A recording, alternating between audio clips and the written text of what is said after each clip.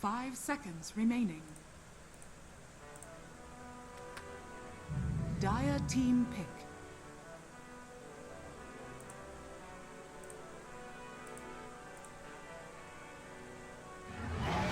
Takiro.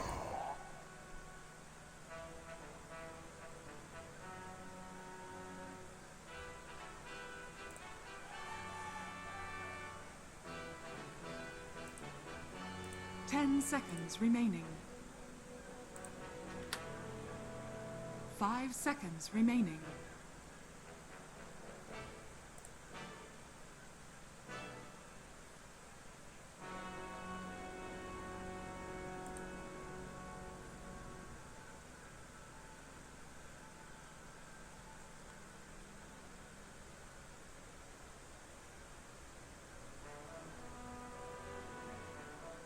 TNC Predators turn. The sack.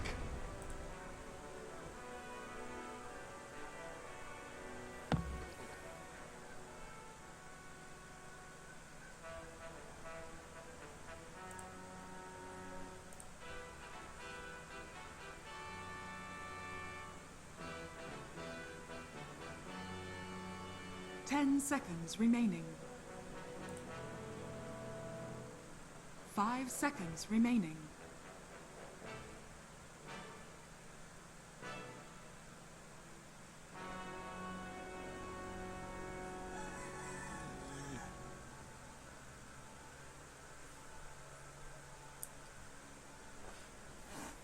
So, hello, what's up?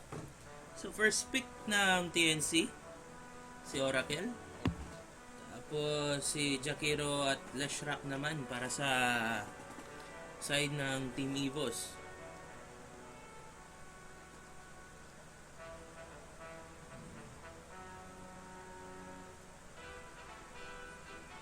Tingin ko, either mag-off lane ata ang Leshrak o straight Leshrak.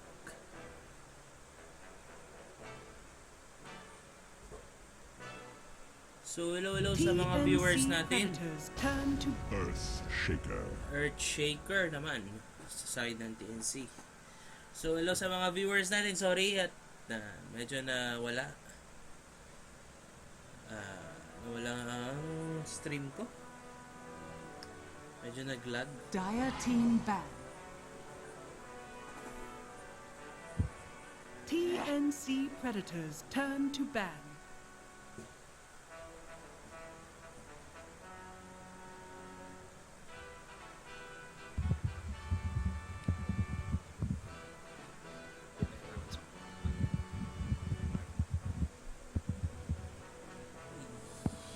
Tatanggal natin na may ang casters.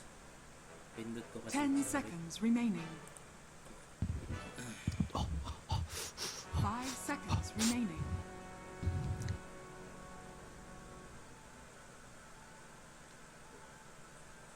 That's a very nice beard. Okay. Nangyari?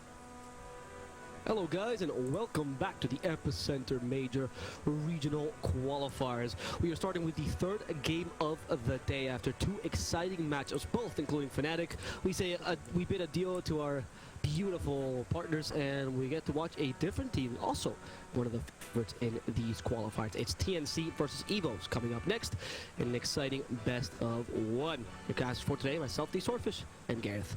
Let's get into the draft right to see what the teams are picking up today.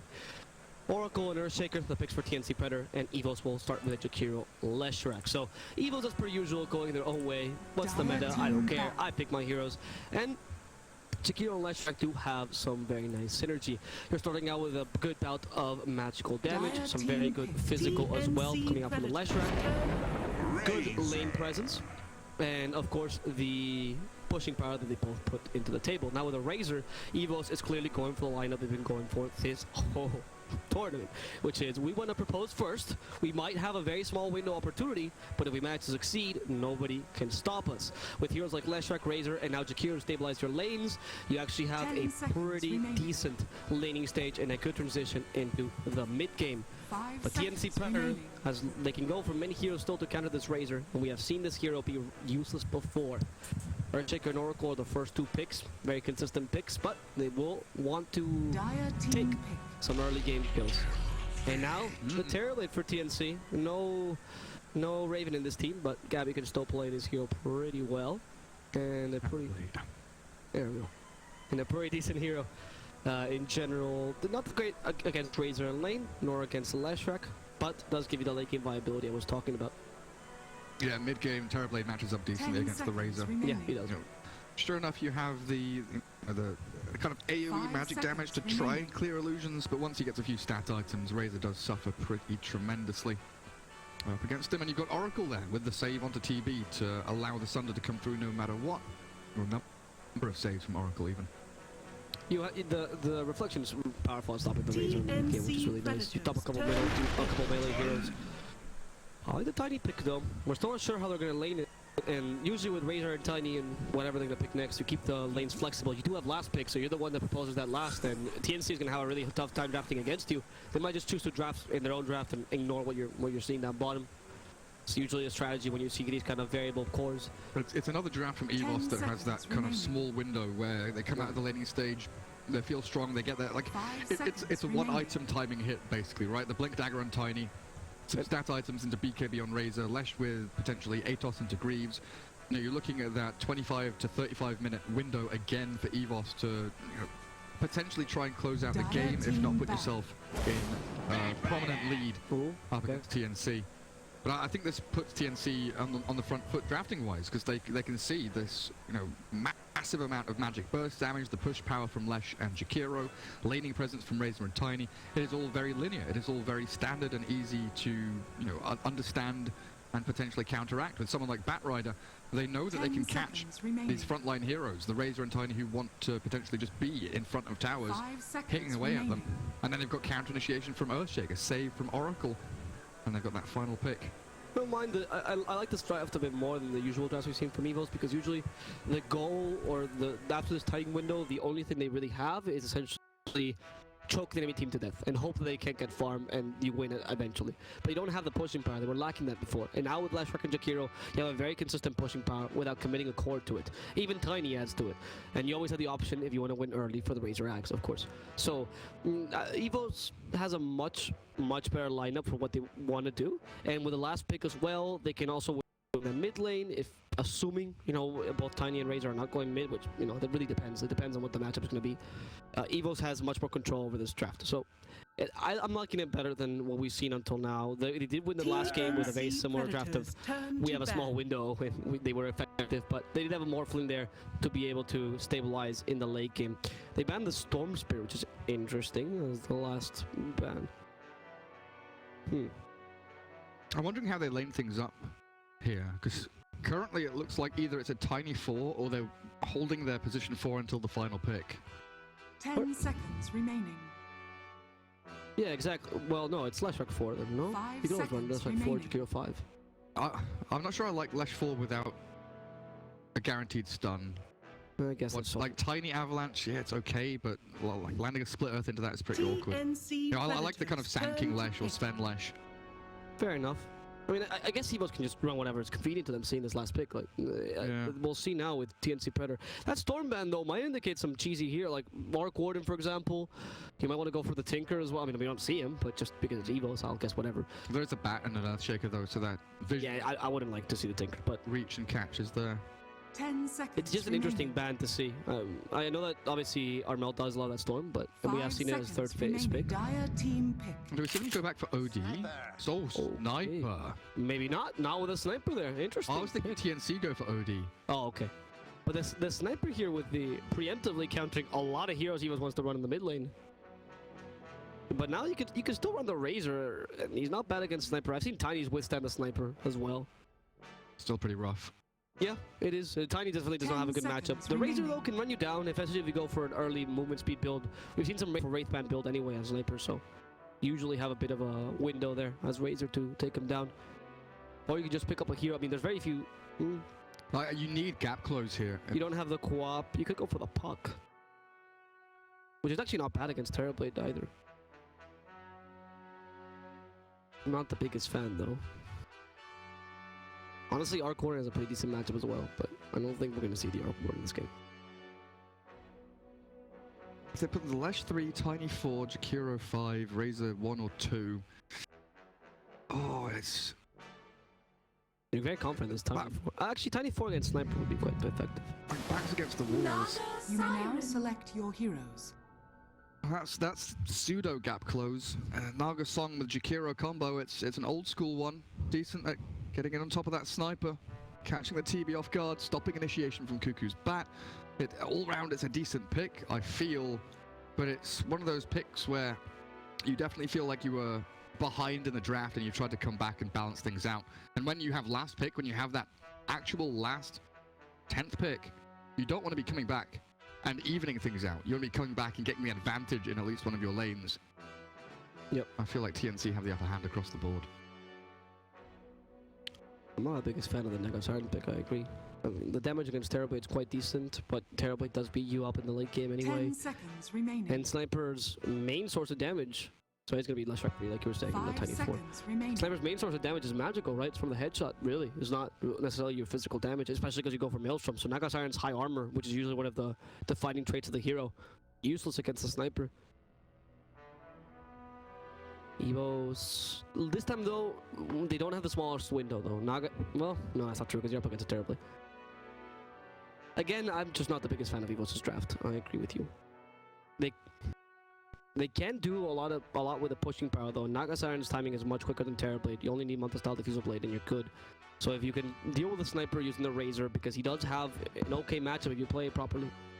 Yeah, I think they got caught in the trap of reacting to this TNC draft. When you have last pick, yep, you don't really want to be, reacting off the back of this Razor third pick, which picking Razor that early on when you don't see, a Jug or a Lifesteal or anything like that. They got picked before the TB even, right?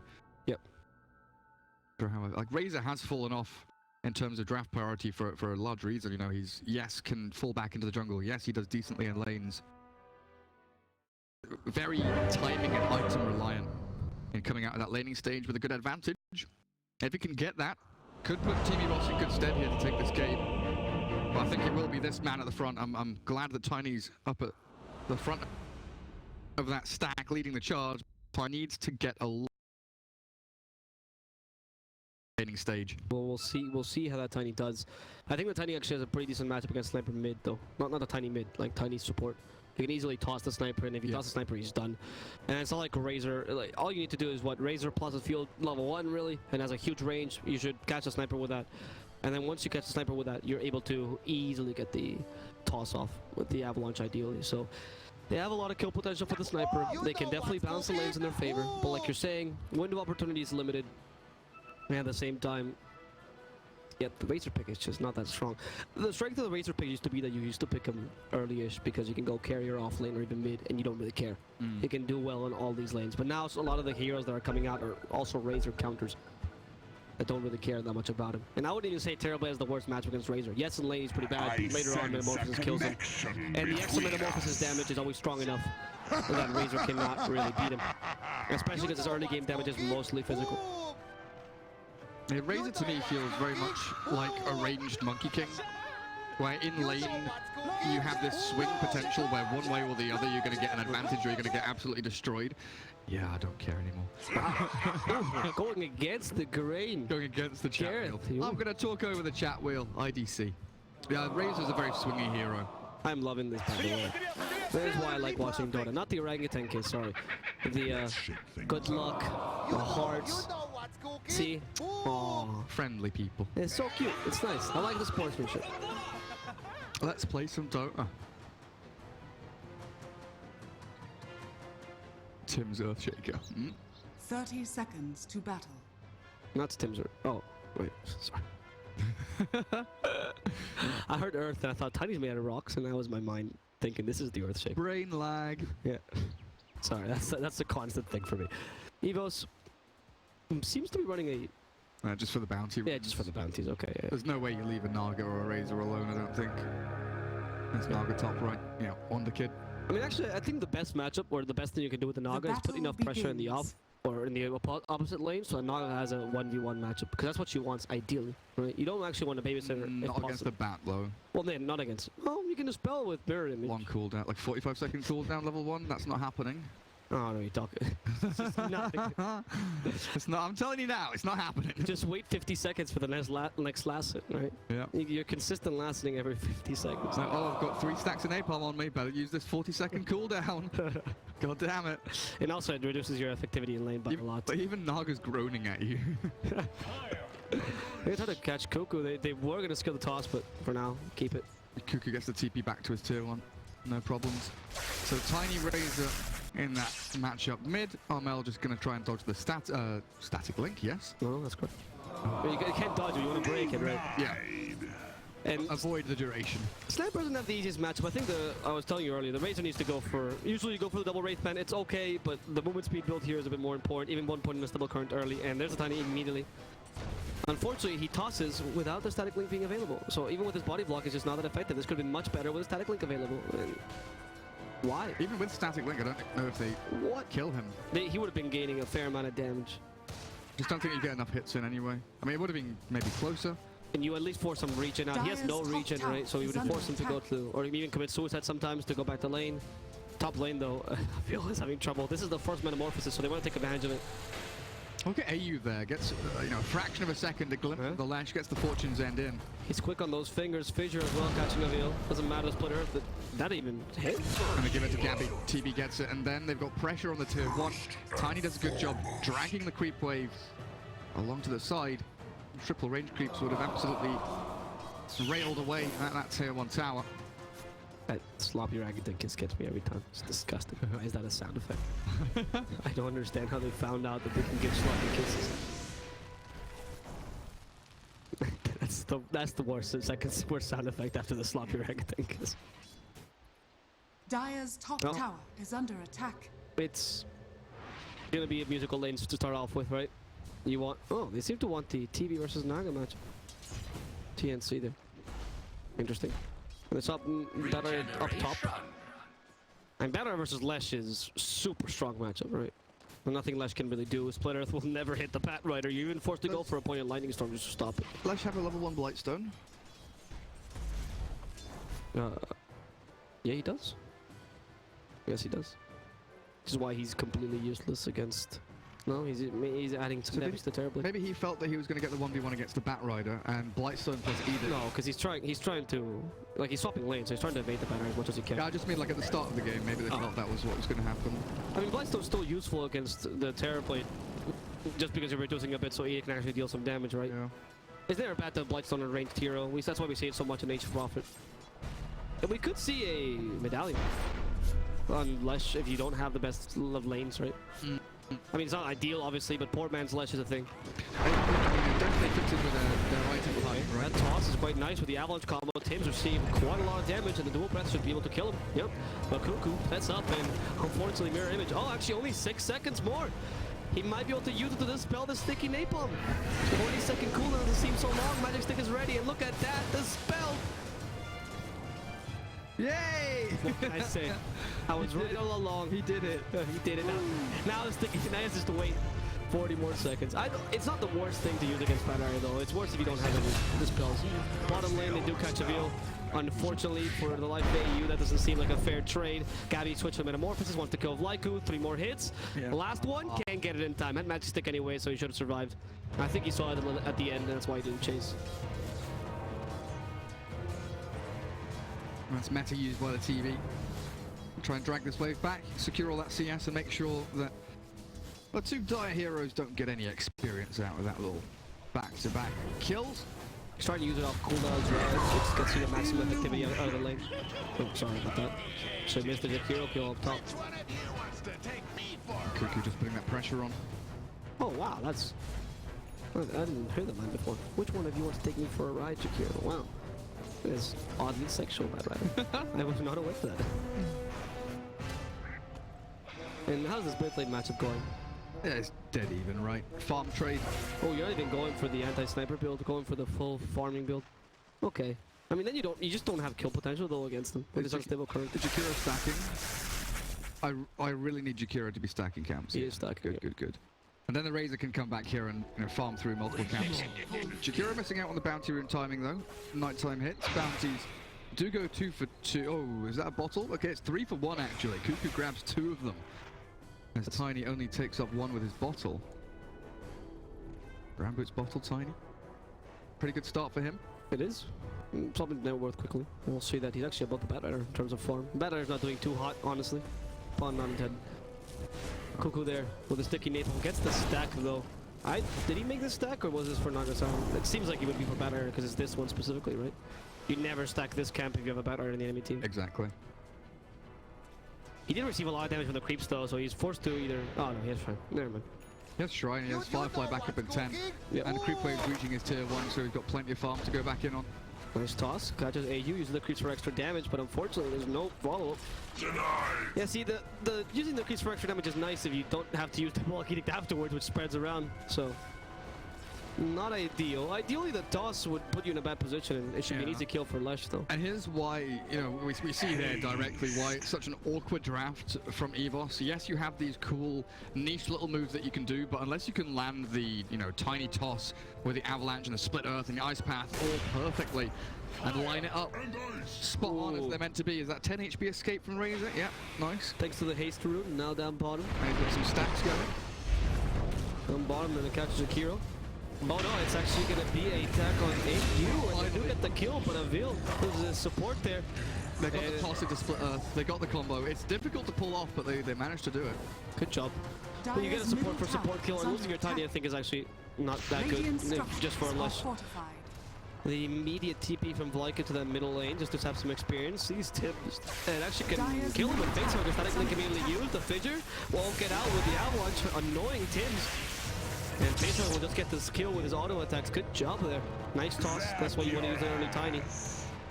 But Facehugger doesn't have too much HP, so it's a bit of a tall order to actually kill the sniper. That refreshed mid ward on the Radiant side ramp, mid lane, the Dire one have placed, they've placed a kind of new ward to refresh the vision in the mid lane. Catches a glimpse of the Earthshaker rotating in. My camera just doesn't want to see the ward. Yeah. It is an offensive ward again. I mean, I think it's actually one of the better wards against the sniper. You really want to put some pressure early on when he's still not wanting to rotate, right? And we have seen some snipers play quite aggressively. In fact, we saw a kick from sniper, wasn't it? Mushi? Maybe I'm thinking of someone else. Where he was... I remember seeing a sniper where he actually went for the take aim, no assassinate build. And you just use the take aim as your assassinate per se. Oh, really? And you rotate much more. And that's not mana efficient. What? What? I don't care about mana. No point. It's 30 mana for 175. No points in assassinate at all. Well, you go from points to assassinate like level 9 and 10. That's not mana efficient. Like, so you have a mana pool, right? Yeah, I know you have a mana. I don't have total works. But you want to. I mean, you want to use your mana pool with the spells you have. Yeah. So having a mana pool and not using spells is inefficient mana usage. Oh, okay, I see your point. But the logic behind that... Oh wait, actually there's a team fight going on the bottom lane. I think Cuckoo's trying to get a kill. FNATIC will save him from the avalanche. The point behind that was that Sniper did a pretty decent lane, because that's why you pick Sniper, you win the lane. It was last pick. And they got mails from early, and you just used to take aim for more damage. It's actually more damage than Assassinate. It was not a bad idea, and the Sniper could rotate early. Is it more damage than Assassinate? If you get the Maelstrom proc with an early, like, 4 Wraith Band Maelstrom Sniper, yeah, man. Totally. Have you seen a 4 Wraith Band Sniper? It's absurd. 320 magic damage on Assassinate. Well, yeah, but, you have to count the 25% magic resist, right? So that's like, what, down to 260? And the 1.5 second charge time? I was looking at your screen now. It's in German, dude. Yeah, that's what confused me. That was exactly it. I don't like it. It's like I don't like going passives level 1 on any hero when you have the ability to cast spells. Like Luna, I feel bad going for Luna Blessing level 1, even though I know it's... What about Monkey King? Do you go for level 1 stun? Are you that person? No. Okay. So there are some exceptions, right? But there's still the same thought process like where it is. Toss? They can get a kill on the snipe? No, they can't. That was way too hopeful. Nice rotation there to maybe kill Facehugger. The random TV rotation. Yeah. Thank you very much. I mean, Gabby with Metamorphosis is quite strong. Facehugger stands the high gun, hoping to stand his ground. Close by is Whitemon, who gets an ice path off for what? And a Tiny TPing into a potential suicide if they want to fight this. We're on the bottom lane of Vil, also being slightly harassed by the Batrider, but no further aggression. So yeah, please tell me about your obsession with mana. Radiant's top tower is under Wait, attack. Like, so, you can do the correct, like the optimal play on Monkey King 9 times out of 10 is to go passive level 1, right? But it doesn't mean that it's still not, you know, mana inefficient. You still have mana inefficiency by making the optimal play or build. Yeah, I see your point. Like it is, but sometimes you just want more. I don't care about the mana.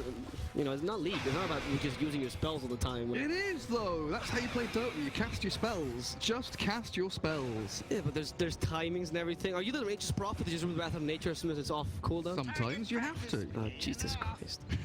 This is, I'm never playing with you. What's your MMR? I'm gonna MMR check you. I'm not gonna. Please do not MMR check. I'm MMR checking you right now. It's irrelevant. It's irrelevant. It's not. It's just a number. So if we add our MMRs together, do we reach 7k? Do you have at least 1.5k MMR? I definitely have one at least 1.5. So yeah, we put our MMRs together and we reach at least 7k. I'm not gonna lie, I was stumped there in the maths, and I just didn't want to reveal. So yeah, we do reach 7k. That's all I'm gonna say. At least 1.5k. Is that a good enough That's fine. threshold? Yeah. Don't you worry. I'm considerably above 1.5, by the way, before people start calling me Crusader caster. Big newbie. Actually, don't know. Is 1.5k Crusader? I have literally no idea. I always forget the names of the lower ranks, like Archon and Crusader. I don't know what they mean. See, in South America, Dota's such a big thing that it's an insult. So like, it actually was used by a politician because they wanted to connect with the youth, and they called him that politician a herald. And they didn't know what it meant. Yeah. How old is There's a he? clip. Like 50, man. I think his advisor just told him, like, yeah, herald is insult here. Oh my goodness. And they called him, like, you're as stupid as a herald. And apparently that was like a... Nice. Clip. Yeah. Yeah. Right? How do you do, my fellow kids? How do you do, my fellow kids? I'm one of you. Jeez Louise. Yeah. How's this game going? Seems pretty dead even, but EVOS Dire's is... middle tower TNC is winning by quite a lot. Yeah, I mean, 3k net worth lead 5-4. It's not a massive lead for TNC 12 minutes in, but the fact that they have a lead at all and EVOS aren't snowballing out of lanes, that's where the kind of detrimental action comes into play. I mean, you're winning every single one of your lanes. You have a terrible lead that it's also leading in terms of net worth. Everything is going your way as TNC. And EVOS needed an early Lead. a win out of the laning stage.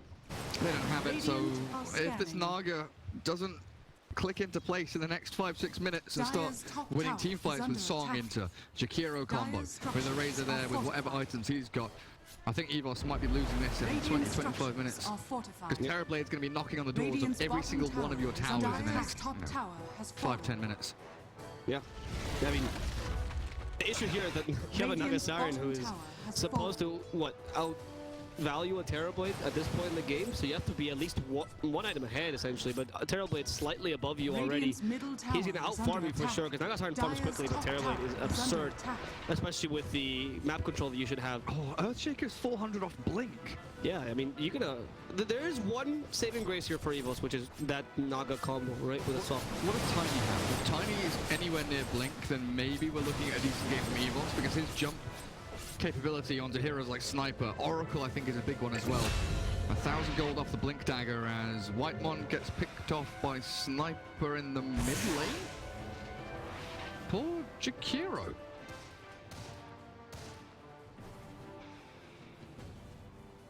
Yeah. Sad boy. It's not really that big a deal though. It's just a support kill. But it's the fact that TNC can get these pickoffs where you don't really... I mean, you have a bad rider, so you have an okay pickoff potential. But you're not really the team that should be proposing or anything. You're actually quite happy just farming around. And we actually see a Mask of Man in the Sniper. Now, this is something I haven't seen in a while. Huh. I mean, it works in auto chess, so I don't see why it shouldn't work here. I thought you said you hated that game. Yeah, you know what? I downloaded the mobile version yesterday. Oh, did you actually? I considered it, but I don't want to, have my... I don't want to say anything about it. It's just in Chinese. Oh. And I have to guess everything. Unlucky. I really wish I spoke Chinese. I'm sorry, like, it's my fault. I'm an uncultured swine. I don't speak Chinese, but... Yeah, it's not... Bujidao. What does that mean? I don't understand. It's the most important phrase. I was like, I do not know. It basically means I'm an idiot and I can't understand Chinese. I mean, I could just do that with my face. I don't need to. I don't need a word for that. Lyku. There's a shrapnel going his way, and yeah, Lyku's... Wow. The damage is good for these guys, and Sniper is also... He is starting to go into that space grading role quite nicely with the Mask of Madness. It's a very early game peak. If you go for Maelstrom, you have much more farming potential, but the Mask of Madness allows you to give some space to your Terrorblade. Not like you're too concerned though, because Evos is playing incredibly passive. Dire's top tower is under attack. Yeah. I feel like they have to. Like, if they step forward, if they overstep even, and they lose a team fight, the game just completely slips out of their hands. Like, it's already slipping. The avalanche is coming if they, you know, make any loud noises or if they take the wrong step. It could come crumbling down. So they have to be very tentative with how they move around this map, especially when Cuckoo moves aggressively with a lasso back. The Fisher blocking off the advance. The Echo Slam there with Naga trapped inside. It tries to get off the song. Will survive, but the damage over time. Okay, she'll live and TP out. The rest of her team, it appears, will make their escape as Avil is the one sacrificed by the TP to the shrine. In comes Cuckoo yet again. After that, Assassinate from Sniper. Facehugger is low, but they can't catch up. Cuckoo doesn't have the move speed, doesn't have the damage, doesn't have the reach. So Razor TP's back home. That you having to use a song defensively now, which is already pretty bad if you're is the only proposition. And this is another problem with the lineup these guys have. You don't really have an offlaner that gives you much initiation. Your offlaner is more of a win more offlaner. So what, you'll set into Split Earth, great. You have one person stunned ideally. That's it. You're gonna catch a better if you're in the mid lane, because Zuko makes a slight misstep with his positioning. That's a good pickoff. It's a good pickoff, but still, how do you win after this, you know?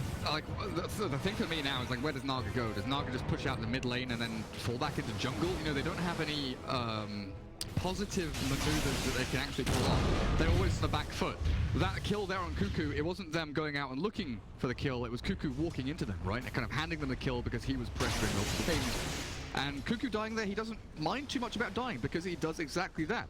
He forces 3-4 heroes mid. Naga Siren isn't farming as effectively as she would like. You're defending bottom lane. Avil has to sit on that tier 1. And in the meantime, what are TNC doing? They're farming. Sniper's getting up. Yep. TB's nearly at 10k net worth. With 17 minutes in, he's absolutely racking up the CS. And it's becoming very spooky for Evos to even step foot in this Radiant jungle with the vision that they've got. With these nice little observer wards placed pretty deep. Well, it's because the idea here, right, would be that you have Naga farming and you let the Razor and the Lesh ideally hunt down heroes, right, with the two supports joining them at times. Yeah. First of all, it's kind of difficult because your two supports are not that great at hunting down heroes. What does Lesh have item-wise? Nothing. It needs that. I was looking at this Razor and it's like, yeah, you got drums, you're moving it to no, he has Yules. Okay, that's fine. Okay, it's finished off Yules. I was wondering why he needed double Staff of Wizardry for Yules. I was like, for Aethos. That's not how Aethos was built. So I'll have a Rod of Aethos soon. But they needed that catch desperately. It's something they've been lacking for sure. Tiny Blink, how far off is that? Must be getting close now. Good Fisher from Tim's. Won't. Good Ice Breath as well. White one. Won't allow Cuckoo entry. But yeah, Tiny Blink timing. How are we looking? A minute away? 2 minutes away? He's got it. He's got it. Yeah, there we go. Right, this is go time, Evos. You have to pivot. This is time for you to get pick up. Now is when Tiny becomes from a hero that's okay into a really good pick-off machine. Now he starts playing Dota too. Exactly. Yeah. He's been playing a different game until now. So this is when they put their hand onto the handle of the window. They turn it a little bit. They crack the window open.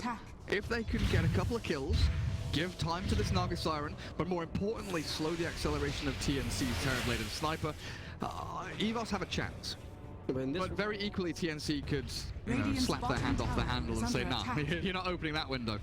Yeah, in this metaphor, TNC is your mother who's just turned on the air conditioning and she's super mad because you're wasting the money. So they're quickly trying to close that window. They have a really good team to do so as well, with Better being able to get pickoffs that he doesn't really deserve, you know, just a quick lasso and essentially anything is dead. You were mentioning earlier the Tim's Earthshaker, and now obviously with the Tim's Blink Dagger. And Oracle also turns ganks or teamfights in general into a really difficult endeavor, because you either kill him first or you don't get to kill the enemy carry. So TNC is not in a bad position despite the fact that Evos finally has their timings, and again Evos is still farming with the Naga Siren. They're still trying to get the Diffusal Blade, which is the other timing as well, right? You need Monster Style Diffusal. You might not want to use that tiny Blink Dagger just yet, and just wait for the damage of the Diffusal Blade. Dire are scanning. And we are seeing that, I don't know if Lesh is, yeah, he seems to not be going for Aethos anymore, or at least swapping around his build into a pipe. 19-minute BKB Terrorblade. Wow. So last game we had an issue where, oh god, my memory. Who had the magic damage? Was it Geek Fam, wasn't it? Yeah. Massive magic damage blown up. They see a kill on the Oracle. It's actually very crucial if you want to get the subsequent kills afterwards. Oh no, it was Boom. It was Boom that had the massive magic damage lineup, and then FNATIC were like, right, we have BKBs. And the game ended. Terrorblade is in a very similar position here. Radiant's middle tower is under Massive attack. magic damage from EVOS, very limited physical damage outside of, you know, the Naga Siren or a big static link from Razor. This is a good pick off if they can get it, but Cuckoo, he is ready. Finger on the trigger, gets the lasso, and Avil's gone. The chase is on. Sniper looking towards Jakiro. They've got a TP cancel if they want it. It's just there. So these kills, if anything, it's about slowing down EVOS' lineup, right? Closing that window, as you were saying. Yeah. And now you manage to get TNC a bit more farming time, perhaps even a Roshan. It seems like they're going for it. TNC have cut off EVOS' hands at this point, so opening the window is going to have to be done with their feet. If a man can win at StarCraft with their feet, I think that opening a window is not... To be fair, he had already won. It was amazing, though. Now, And then he just one of the puts his more- foot on the keyboard and what is Zerg, right? Or just spamming Zerglings with his big toe. But he was actually migrating better than I can play StarCraft with his feet. Oh, that was a very bad flame break. Unfortunately, Pittsburgh gets the kill because of it. The Razor BKB. And that Razor BKB actually means a lot. And Oracle dies as well, but the Roshan died in the meantime. Gabby's powerful here. Razor, you've got to be so careful. But nice splitter, stopping the sniper, and now the damage is sufficient to break his TP. And they're still looking for Gabby, who lost his BKB. 10-second BKB completely wasted.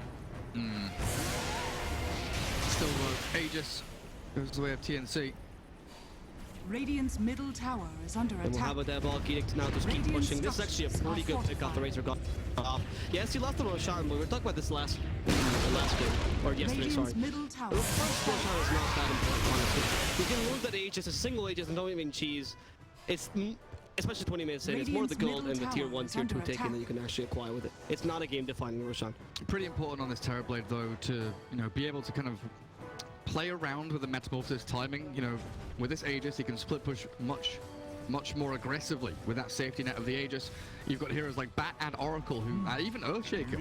All three of these heroes, the supporting trio, basically act as another safety net for this Terrorblade with the saves and the... I want to say Batrider's like an aggressive saver. So is the Earthshaker. These teamfight flip abilities where you can blink Lasso or blink Echo Slam to take and divert the attention away from your Terrorblade and onto something else. Gabby has so many ways to stay alive and pump out that physical damage which they desperately require. Yeah, they definitely do. And now we'll see if TNC wants to do something with that Aegis or just completely ignore it. Ignore it, which is like you were mentioning. Yes, it does allow you, that gives you a second life, but at the same time, it does also allow you to just play much safer if you want to. Right? I think if they take top tier, like top and mid tier 2s, That's nice, yeah. that's perfect for them. They don't like bottom lane. Dire side is trash. It's absolutely unimportant to take tier 1, tier 2 bottom lane. Very often nowadays we see in pro games 20-25 minutes in, towers are still alive because they don't mean a whole heck of a lot in terms of map control, in terms of Roshan taking objectives. Yeah, these two bottom tier ones. I mean, this is the worst tower in the game. I don't know the purpose of this tower. They often just forget about it. Yeah, like it defends your triangle. That's pretty much the sort of right. It gives you the vision so you can TP to the shrine more safely. Like if it defended the two spires, you know, the two high ground warding spots on that side of the map, then maybe that tier 1 will be more effective. But there's, you know, 2 or 3 entry points into that area exactly where you're looking now. Yeah. Did I just hear a BKB? Was it a Razor? It was a stable current. Okay. I mean, actually, Getting old, my ears are playing tricks on me. on that point, like, I find the Radiant offlane tower is also not that great, but it's definitely better than Dire offlane. Dire offlane, you were mentioning this yesterday, like, this is actually one of the most dangerous areas in the map. Yeah.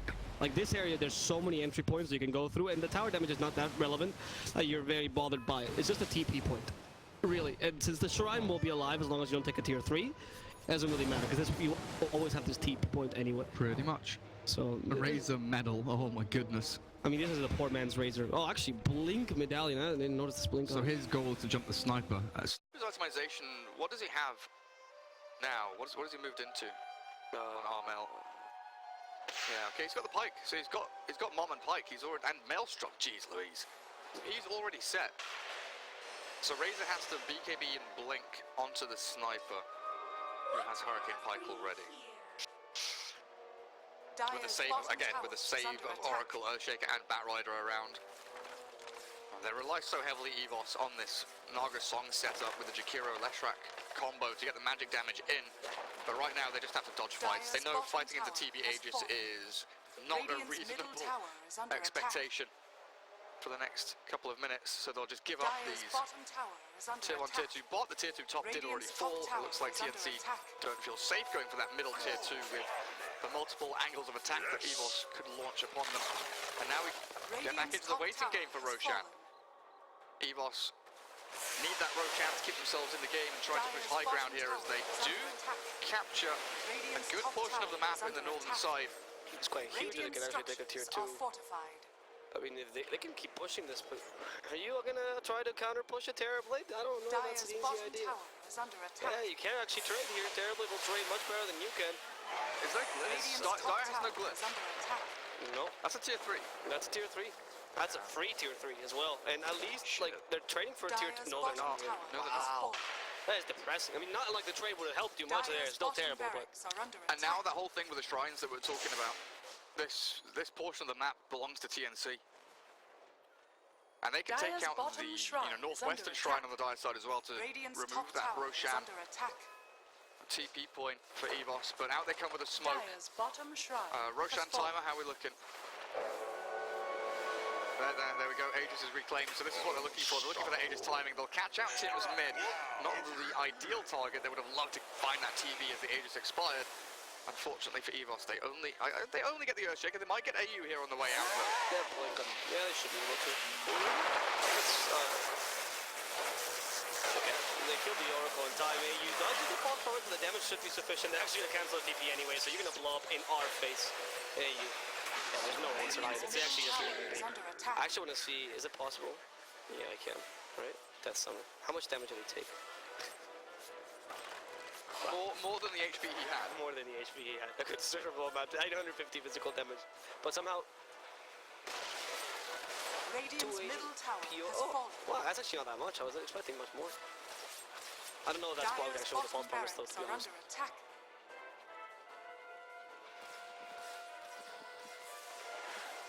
Well, we will be watching TNC trying to defend these towers from the EVOS advances.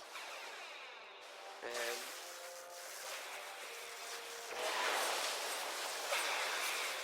EVOS has managed to hold their ground until now. They still have the Song of the Siren to help them out, and of course they have a Heart of Tarrasque as well to make sure that they stay strong. TNC will continue to push out will continue to format these lanes and just get the items necessary to withstand these team fights. Not too concerned as long as EVOS don't propose anything. They've taken a tier 3 themselves. They'll also be looking ideally to take a shrine for Roshan domination, take it away from EVOS. But EVOS has finally come to their own. They have a Naga Siren that's farmed enough. She should have an impact. In this build, the Razor is only concentrating on one hero, and that makes it quite easier to actually use, because Razor at this point would usually start to fall off. Instead, they have a Razor whose only goal is to murder the sniper, and that's actually not really a problem. Facehugger can just jump onto him with a blink dagger. He has a BKB to make sure that nobody can cancel it, and the sniper is going to be in a pickle. The Hurricane Pike can help, sure, but Dire's middle tower it's not going to be is enough under to attack. outrun a Razor who's already really, really fast, and all he needs is a way to close that gap relatively close or relatively fast. The passive game might actually not be hurting EVOS that much right now, as Terrorblade will become much more powerful in the hyper laking. Right now, him and Naga are relatively even. I'm pretty sure no one can hear that noise. I don't know what you're talking about. What noise? Whew. Yeah, Nothing we can do. it's okay. Radiant's middle tower Alright, is where under were we? attack. I went AFK for 2 minutes. It's okay, we didn't miss anything. This game has been just a farm fest the whole time. Naga is now up at the top, though. It is, but she's always been at the top this whole time. Like, she's been kind of battling with Terrorblade. The difference between them is negligible. You really have... The issue here is, I do not think Naga is better than Terrorblade in the late game. I don't care what Song of the Siren you have. It's just not good enough. The idea here that EVOS has to do is get a Song of the Siren set up for the sniper, kill the sniper first in the team fight using the Razor only, and then use the Tiny Jakiro to control the Terrorblade to some degree. Lashok has fallen off too much, going for the double blink dagger, classic build. Radiant And are scanning. with that, sorry. With that with the blink dagger that he's going to get, he should be able to also close the gap easier against the Terrorblade. And He's been listening to Jakiro too much. he should be able to. You know, Ogre and Jakiro, they got into his head. You know, 2 heads are better than 1. And he's like, oh, Yeah, 2 two blinks blinks. must be better than 1. Oh, yeah. Obviously, these stack, right? Like, you do a double blink, it's fantastic. It's like when you put down 2 sentries by accident. You tell yourself you did it on purpose because it gives double true sight. Oh yeah, so you can see, like, you can see the particles in the universe. Yeah, it's fantastic. See everything. You can see Slark through Shadow Dance. Yeah, it's the same reason. It's exactly. Many people don't know that, actually. So that's a really good tip. You should actually just post on Reddit. Just double sentry, guys. Easy win. That's why nobody plays Slark. Exactly, that's why no one plays it's not a hero anymore. Because you can just double sentry. Double sentry countered by 200 gold. The EVO's team right now is just playing really passively. I don't know what to say. I'm very surprised with this. This happens a lot. Like, screw this game right now. This happens a lot to EVOs as a whole. They keep playing these drafts that are supposed to be quick to some degree, and then they play quite passively. Not necessarily now they're actually just playing safely to not lose the game in one quick, swift team fight. It feels very much that TNC are forcing them to do this, though. You know, splitting the map, the Bat, the TB, even Earthshaker. Tim's is playing out on the extreme parts of the map, pushing and shoving out these waves pretty effectively. Whereas EVOS are trying to deal with it, you know, coming back to top lane to TP and defend. This Nagasaren is having to swing from lane to lane like a bloody Tarzan to try and deal with these creep waves. So they don't have the opportunity to really catch TNC, because that's ideally what EVOS are looking for, right? It's a 5v5 head-on clash where EVOS have the vision advantage, so they can set up with a Jakiro combo. But if they don't have that sort of, you know, meeting of the 2 teams in the map somewhere, then they can't have that team fight until Roshan has spawned. Of course, now both squads are going to be looking to contest that pit, and this is the perfect time for EVOS to set up for one of these fights, but TNC have preempted the maneuver, already smoked, half duration remaining on it, and they are looking for a target. Orange jumps forward, there's Kutu getting the grab. Quick and easy kills, they blow up Whitemon. Goodbye combo. I don't know if that's, yeah, they can't Roshan off the back of that. If it was any other kill, potentially they go into the pit and take Roshan down themselves, but they want to push that mid-tier 2 and maybe try and force something else. Well, but not actually the combo you're talking about. There's one small issue with this ideal combo, which is that because of how Dota works, you should always be able to activate BKB before the Ice Path actually stuns you out of the siren. So that means that Terrorblade always has an escape mechanism, and Sniper will eventually get BKB as well. Oh, he has BKB, so yes, yeah, exactly. Yeah. So they both can get out of the combo because even the best Ice Path, no one doesn't matter. So you have to catch Oracle at some point.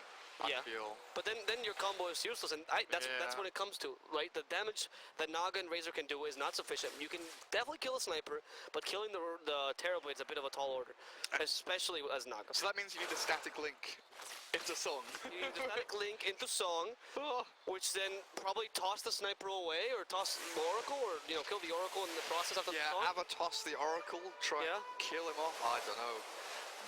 Again, speaking like I did at the end of the draft, it's also finicky, it's also difficult to execute.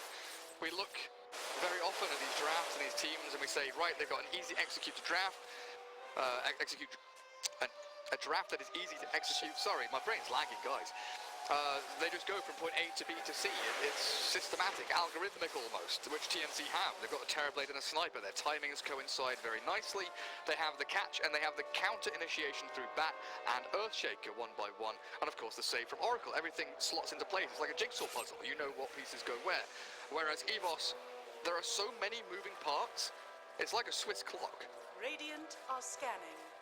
And there's no way you can, like, if a part of it breaks and you don't know which part does what, it's impossible. There's a reason you can't, the whole industry is going out of business. You can't put it back together. It's really unreliable.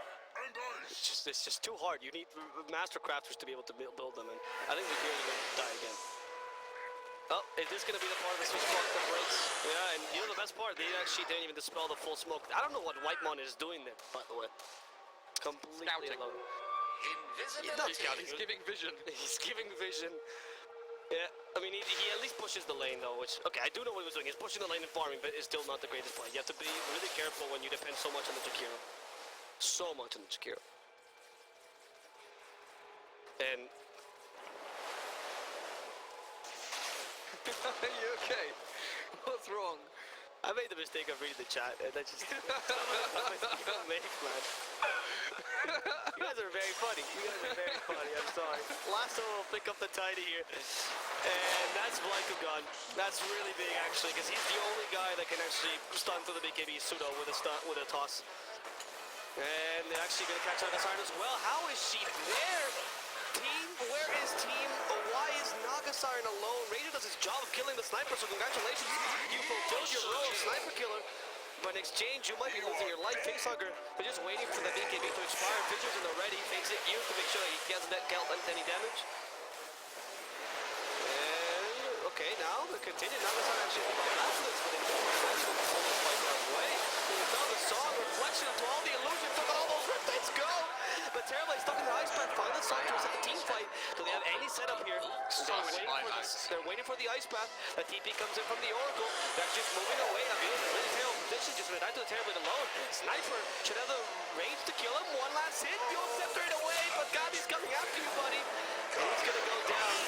And now Whitemon is the target. He's gonna be killed off as well. Razor is alone now. As a Razor behind, hoping to get away, gets the TP up. Nope. No assassinate. Tim's nearly. Does he have the assassinate with the... Yeah, he did go for the cast time. How many buybacks? Can you just bring up the buybacks? So we had a lot. 6 buybacks, not 7 buybacks. Naga, Jakiro, Lash, Earthshaker, Oracle, Sniper. So pretty even across the board buyback-wise, but a lot of gold lost by EVOS as they did bleed out as the fight ended around that Radiant Shrine. And Roshan's still alive. That Terrorblade just stood his ground though and absolutely mauled them. They don't have Song anymore, so they don't have that perfect setup into the combo. Skadi now done for TB, as Metamorphosis should be coming up again, I feel, in the next 20 seconds or so. Yeah. 40 seconds, okay, a bit longer than I expected. Okay, Lasso, if he catches the Razor though, that means the Sniper will be free to do whatever he wants. That's not the best Lasso though, but Gabby just wants to hit him. Oh my god, Gabby just got kited by his own team. That's not the goal, but Sniper keeps hitting Facehugger and managed to get that kill regardless. Song on Siren a bit too late. Sniper was dancing prematurely. Yeah, that's gonna be punished pretty hard. Reflection to help him out, but it's just not good enough. The lag when Reflection's used is pretty insane. The toss comes through, the false promise of the Tim as he gets the Echo down. Terrorblade starts to go to work onto this Naga Siren, but Jakiro's here with the ice path to slow him down. And I feel he's completely outmanned. There is no continuation of damage from the line of chasing. Naga Siren's caught, and Snare, can you run away? Can you get out of there? No, Wonder Kid barely getting into the river and sliding away as that illusion does time out from the Reflection, but Terrorblade goes to work on the Facehugger now. Razor yet again left all over. No paddle.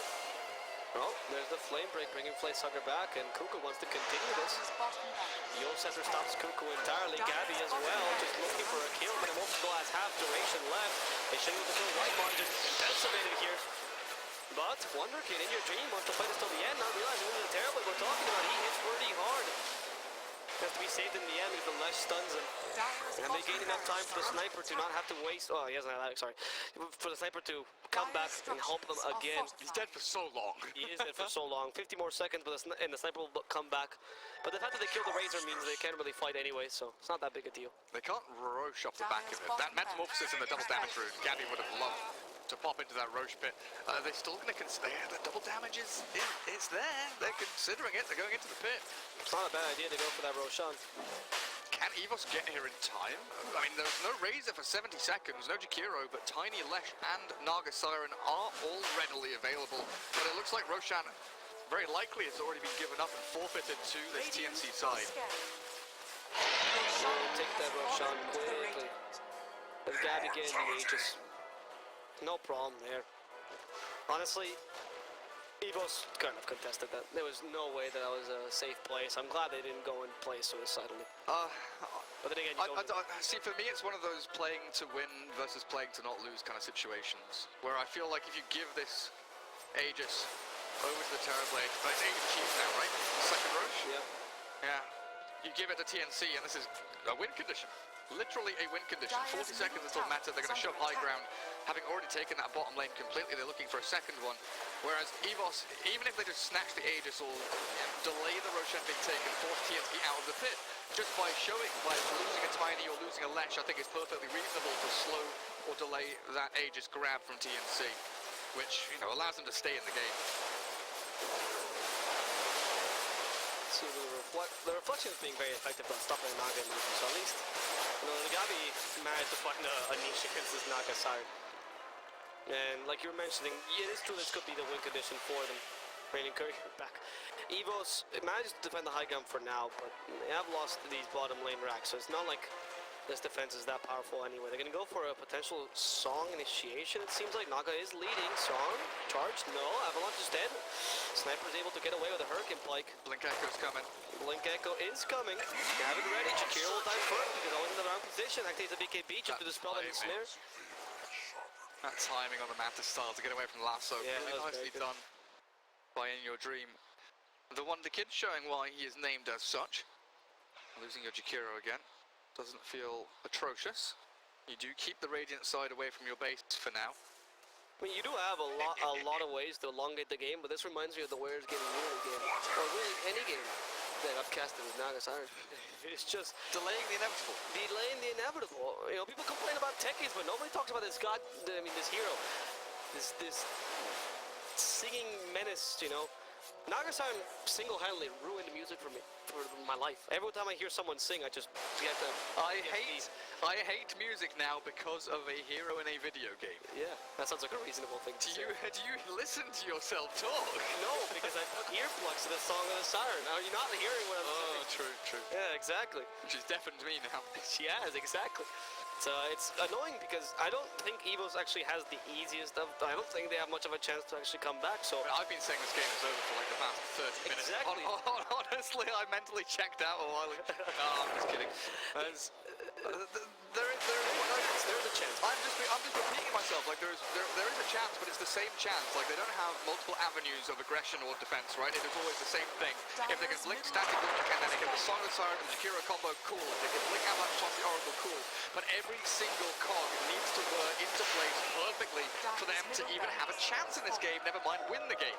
Now, maybe they can take the Aegis of the Terrorblade, but that's not an ideal target to go on. yeah, he's not even. Yeah, look at that. There's activates BKB. Who cares? So that's Song expended. That's Song gone. That's your. Oh, look at that wombo combo. That's yeah. I mean, start waving the white flags, Evos. I can't see. You're not on camera, mate. I have eventually checked out. It's the Naga. It's killing me. Are you ready to rubble? You know what? I never knew that was actually what I really just thought he said rumble. Oh, really? Yeah, I get the pun now. Are you ready to rumble? Bubble. Clever Dota people. Claps. It's unfortunate because it's not like Evos is playing badly. It's just you just draft yourself into a hole every single game. I don't think Evos is actually that bad in terms of the playstyle. They've actually been pretty consistent. They haven't made many misplays either. It's really just the drafting. Did you know that the Eye of Skadi was guarded by the Azure Dragons?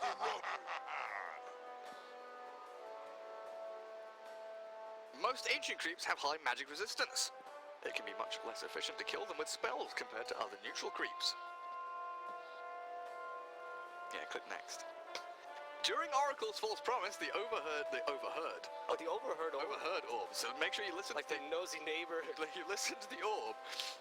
The overhead orb will be red if the target has taken lethal damage and is predicted to die when the effect expires. It is not Roshan time, Gabby. He stars Aegis, doesn't he? I actually legitimately wasn't aware of this. Oh, really? Yeah, it turns into a flame.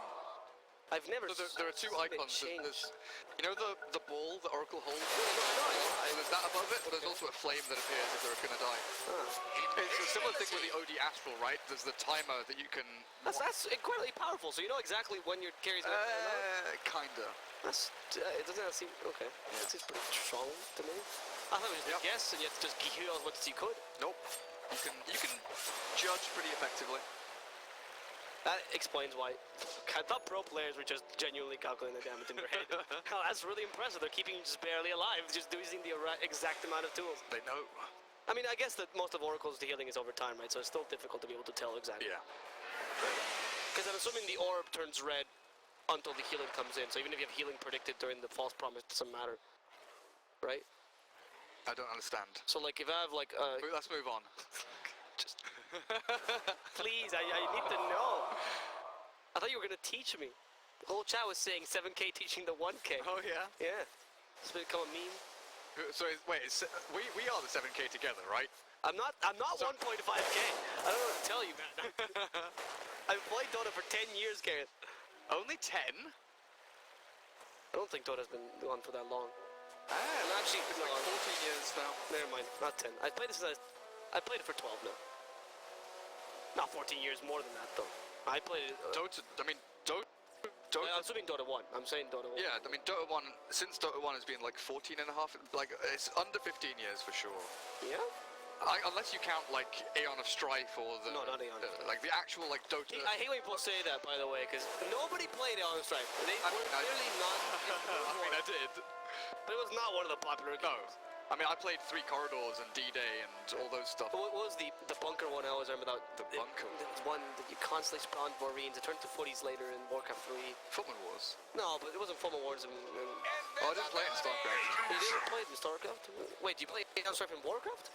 No, I played Aeon of Strife in StarCraft. Oh, right, okay. There was a... So I mean, I played Warcraft 3, like, original mods, and, like, the normal, actual base game.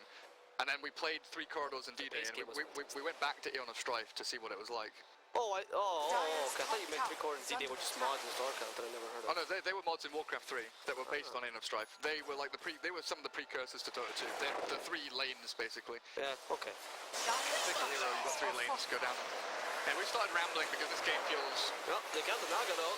She has Song still. Toss. And actually they can do it. Look at Facehugger go. Lyko might be dead, but Facehugger might kill Armel. No. The trouble is there is a Gabby in this game. Facehugger realizes that you can't kill the Terrorblade. As long as Iron does nothing, as Gabby thinks, well, just kill the Naga then. Wide mod, Ice Path. There's a Macapire and Ice Path, but Gabby doesn't get touched by either, so he's perfectly fine. And now Root or Wonderkin and Assassinate kills him off. Okay, Naga buys back. Cool. Naga does buy back, but she has no song. Leshrac could be in trouble, but instead Better is going for a much more valuable Facehugger, who is now at the mercy of Gabby. And there goes Facehugger, who's gonna hug the grave instead. Look at AU chasing, by the way. Yeah, because AU is stronger. What a baller. And now they're able to take a tower. I mean, I guess you wait for Metamorphosis again. So they managed to defend again. It's not bad for Evos, but you lost the Naga buyback, you lost the Razor as a whole.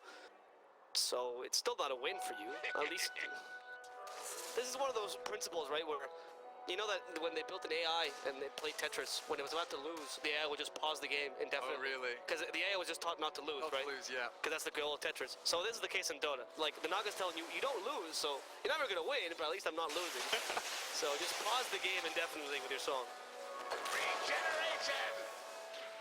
There's a pretty cool list of all those, you know, AIs being told to do something and they find dumb glitches to like get away from it. Like there's some like, you know, fishing game where they're told to try and catch the heaviest fish and they just catch like 1,000 small fish and add them all up and think, I did it! Yay! When they were making the surgery AI, they had a lot of trouble teaching the AI that the human had to be alive at the end of the surgery. Just do the surgery and be like, well, I did it! I replaced the liver with its new liver, the human's bleeding to death, but I don't, that doesn't matter. I accomplished my goal. Exactly. That's why you see robots will eventually take over. It's not because they're gonna, you know, do an apocalypse. They're just screwing up with these glitches. They just have no morals. Exactly, killing us by accident. It was your own damn fault. As someone says, was it Dr. Manhattan says, chemically, a dead human and a live human were very similar, you know? Oh yeah? No, not true. That's actually that's not true scientifically at all, but he does say that. It is a quote. So, you know, there's that. Okay. Because when you die, you stop, you know, doing everything a human does, so I would assume that makes a bit of a difference in your body. Yeah. A little bit. Just a small Tiny, difference. yeah. But conscience is subjective. Last chance. The smoke has to get them kills on the TV, the sniper, and more. If Evos want a chance in this one, they go high ground wide up in the TV. It's a big reflection. He pops his BKB. Full retreat now for Evos, and they lose the Jakiro. Has blinding available, but there's the Blink Lasso onto the Razor. Terrorblade will rip him to shreds. Song delays the death of Facehugger. Assassinate doesn't quite finish him off now as the Song slow down Cuckoo. And Gabby allows the TP out. This is still TNC front foot forward, marching towards the Dire base. I'm not liking this people. I have about 1.5k. I don't know how to tell them. Dyer's top tower. 3.5k both caster. Yeah, 1v1 we do. Yeah, I'll 1v1 anyone in this chat. Meet me after. I'll 1v all of you. Oh dear, now that's a challenge that I'm not willing to stand up to. I don't mind, man. Michael, he's been sundered and killed off. Gabby will take down the melee racks now, finally. He's tired of these drillings ruining his game. He wants to end it. Now have mega cubes. Make the drilling stop. Please make the drilling stop. And that, I mean, everyone has reached finally level 25s on TNC. I actually want to look at the levels for a second. Nobody in level 25s on EVOs. The 3 cores though on TNC have actually pretty huge. We went for the Thunder cooldown on Terrorblade. Sniper went for that extra sharpnel charges. Wow. Forget is such a ridiculous talent, +6. And then Bad Rider for the Firefly duration. And now you have Mega Creeps. There's just an endless winning by TNC. Was there any point where EVOs, well, how do I bring up the graphs yet? Was there ever a point where EVOs was winning? And the answer is no. And the graph proves it. It's just unfortunate. Where's the percentage graph? I actually don't have a hotkey for that because I hate that graph. Oh. Do you actually not have a hotkey at all? No. Damn. Why would I have that graph? It's important. It's only for memes. It's very important. Have you heard me, this guy? I'm professional. Very important. I never deviate from Dota or talking about It's not, I'm going to tell you now, it's 99% to 1%. No, that's my vision one. Is it maybe it's the default one? What's the default? F7, F8, F9, F number? Oh, these still work for vision. Oh, very interesting. No, Not that one. it's to make stats. No, you don't have Radiant's it then. bottom Well, that's a tower is screenshot. under attack. I don't want that. Right, give up now. There's nothing. No contest on Roshan, so we've got tons of beautiful little things for TNC. APG, refresher shard, so Tim's potentially here with the double Echo Slam. No? They're giving it to Gabby, I guess, with the double BKB. Yeah, I can see that. Double meta. Double meta as well, yeah. Yeah. This might be just the last team fight. Who the H went for Sniper. Who had the Cheese? Air Shaker. Yeah, I can see that. I mean, at this point, it's not like EVOs has ever even come close to killing you, right? I'm actually kind of curious later if when we do the beautiful camera show to show off our production, check out the stats about, you know, how many people EVOs killed. 16. Who died? That was wrong. You know what I was trying to say. Jeez. Alright. Here comes endgame. I'm not gonna think about it. Gabby will start to think Oh, about are you it. thinking about spoiling? I was thinking about it. I didn't know what. I hate. No, I'm not gonna say that because it's challenging. You hate superheroes? That's pathetic. I hate that they save people. That's the worst part. I just wish they let them die. Dyer's Terrorblade middle will take the tower tier has fallen. 4s, and Evos is just doing nothing. Again, now the initiation is actually from the bat, able to kill a Razor in time. He has no buyback, he didn't save for it. He has 22 gold away from the buyback. Nagasong comes, but there's no Razor helping out. Macro probably switch drop. Ice Path, and this time it will stun the Terrorblade because he has no BKB to backtake his backpack. But they control the Naga again with an Echo Slam. The GG will come out, and Evos finally gives up. Unfortunately, a long game where Evos was unable at any point to, well, do what they wanted to do, which is kill the game early. The window of opportunity is so small that it wouldn't be allowed in the Japanese hotel. That game was over 25 minutes in. EVOS had very, very little to do for the majority of that game. TNC outdrafted them, outplayed them, outlaned them. They won all 3 lanes. Their cores were farmed. They got the jump with the... Like, they just had perfect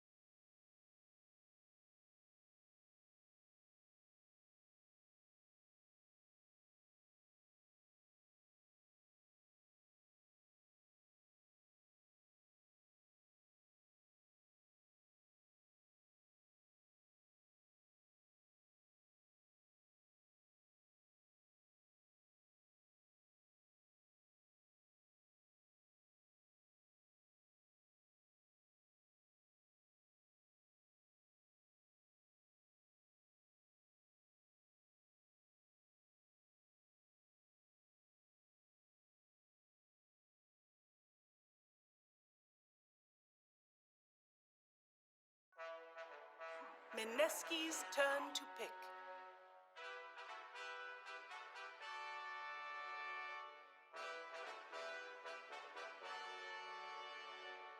You got Abaddon for the sustains. So Boom ID, okay. This could be like a defensive 10 approach. Like seconds Drow has remaining. so much space in this game. And if you're Mineski, you can't go for like Phantom Lancers. Choose your hero. Okay, we've never seen a Broodmother for a very long time. So this is something new. I guess they're trying to look for some more pressure onto Fervian and onto the Sniper as well. It's a good pick by Mineski. I mean, the other options you have, like Tidehunter is going to be susceptible to FBZ, and then Mikoto could actually slaughter that Tidehunter from long range, especially if he has like a Maelstrom at his arsenal. So they go for the other option that could be a chase down onto Sniper and Drow, which is the Brood. Now remember, Boom ID's FBZ, when he was playing as Tidehunter against Warriors Gaming, he was outplayed. He was outplayed on that bottom section of the map. Like, he was like 3 10 levels seconds below remaining. early in the game. And you thought he was not going to make an impact until he reached level 5 6. seconds And he remaining. provided the counterplay for Boom ID to remove Warriors Gaming in the Southeast Asian scene. Well, not yet completely, but almost in the epicenter close qualifiers. So that could be Boom ID's trump card, this FBZ.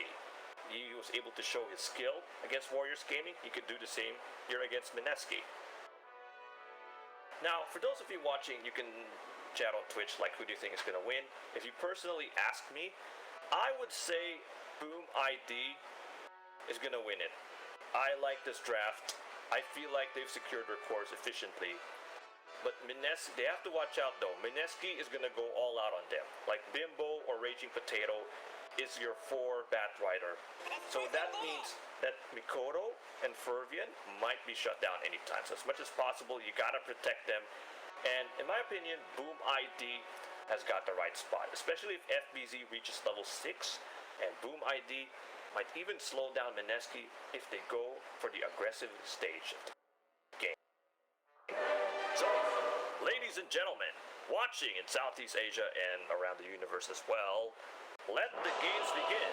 Mineski versus Boom ID. With Mineski representing the Radiant and ID representing the Dark. So it's the Dark Horse. The favorites of Southeast Asia. Now let's look at the hero selection. Sand King. Raging Potato as your Lion. As your Templar Assassin and for Ajit battle. as your Broodmother. And on the side of Boom ID, Fervian as your Drow Ranger, FBZ as your Tidehunter, Kezcute as your Abaddon, Mikoto as your Sniper, and Jokam as your Rubik. So Jokam and FBZ are like a very consistent for Boom ID. They're both very consistent for Boom ID for the best reasons. One, Jokam's positioning is very highlighted. I mean, it cannot be denied. He's really good. And 2, FBZ, he knows when to engage a lot. As Fervian, see, this is what Mineski is going to do on this Boom lineup. Because they know that Boom is going to be 30 scary in the late seconds to game. battle. Because Drow Ranger and Sniper, if they reach their power spikes, you cannot stop them. You cannot stop them. Because Abaddon is going to help these heroes. So, you got to constantly put pressure. See, just look at that. Fervian is forced to back away. And he won't be able to get his bounties here. So that's going to force Boom to just steal this section of the map, get his bounties, get the bounties in the battle begins. bottom section of the map. There you go, Boom get 2, and of course Mineski's going to get 2, so it's 50-50. Yeah, Raging Potato. So this is what Boom has to do. Jokam, being one of the best rotators in the game, has no choice but to just constantly move around to make sure that Raging Potato is gonna get nerfed in this game. Now, FBZ going mid lane. Tidehunter mid lane. The last time you've seen a Tidehunter mid lane was when Matumbo Man was doing it for Team Liquid. But this is a good strat for Boom ID. You might think that this is an awkward or weird strat because we don't see Tide a lot in mid. But one, Tide has better survival options against the Broodmother, and Tide needs its levels early. So this is pretty good, and besides, you have that Anchor Smash. Ajit may not like that Anchor Smash because his damage is gonna be nerfed. And of course the Kraken shells, if it constantly racks up, then Ajit's not gonna have a fun time on this mid lane. Like, you'd rather have a Brood Mother going up against a Tide Hunter rather than Brood going Sniper, because if Sniper goes mid, well, he might be wrecked by the Brood. Worse if it's the Drow, if you're Boom ID. And on the top lane, it's Furby and Jokam versus KP and Ninja Boogie. Alright, so Drow has to be careful. He should not get caught by this Boros Strike, and I feel like Mineski could actually constantly spam the Strike and the Earth Spike, so the two spikes onto Fervian. Because one, you got mana drain.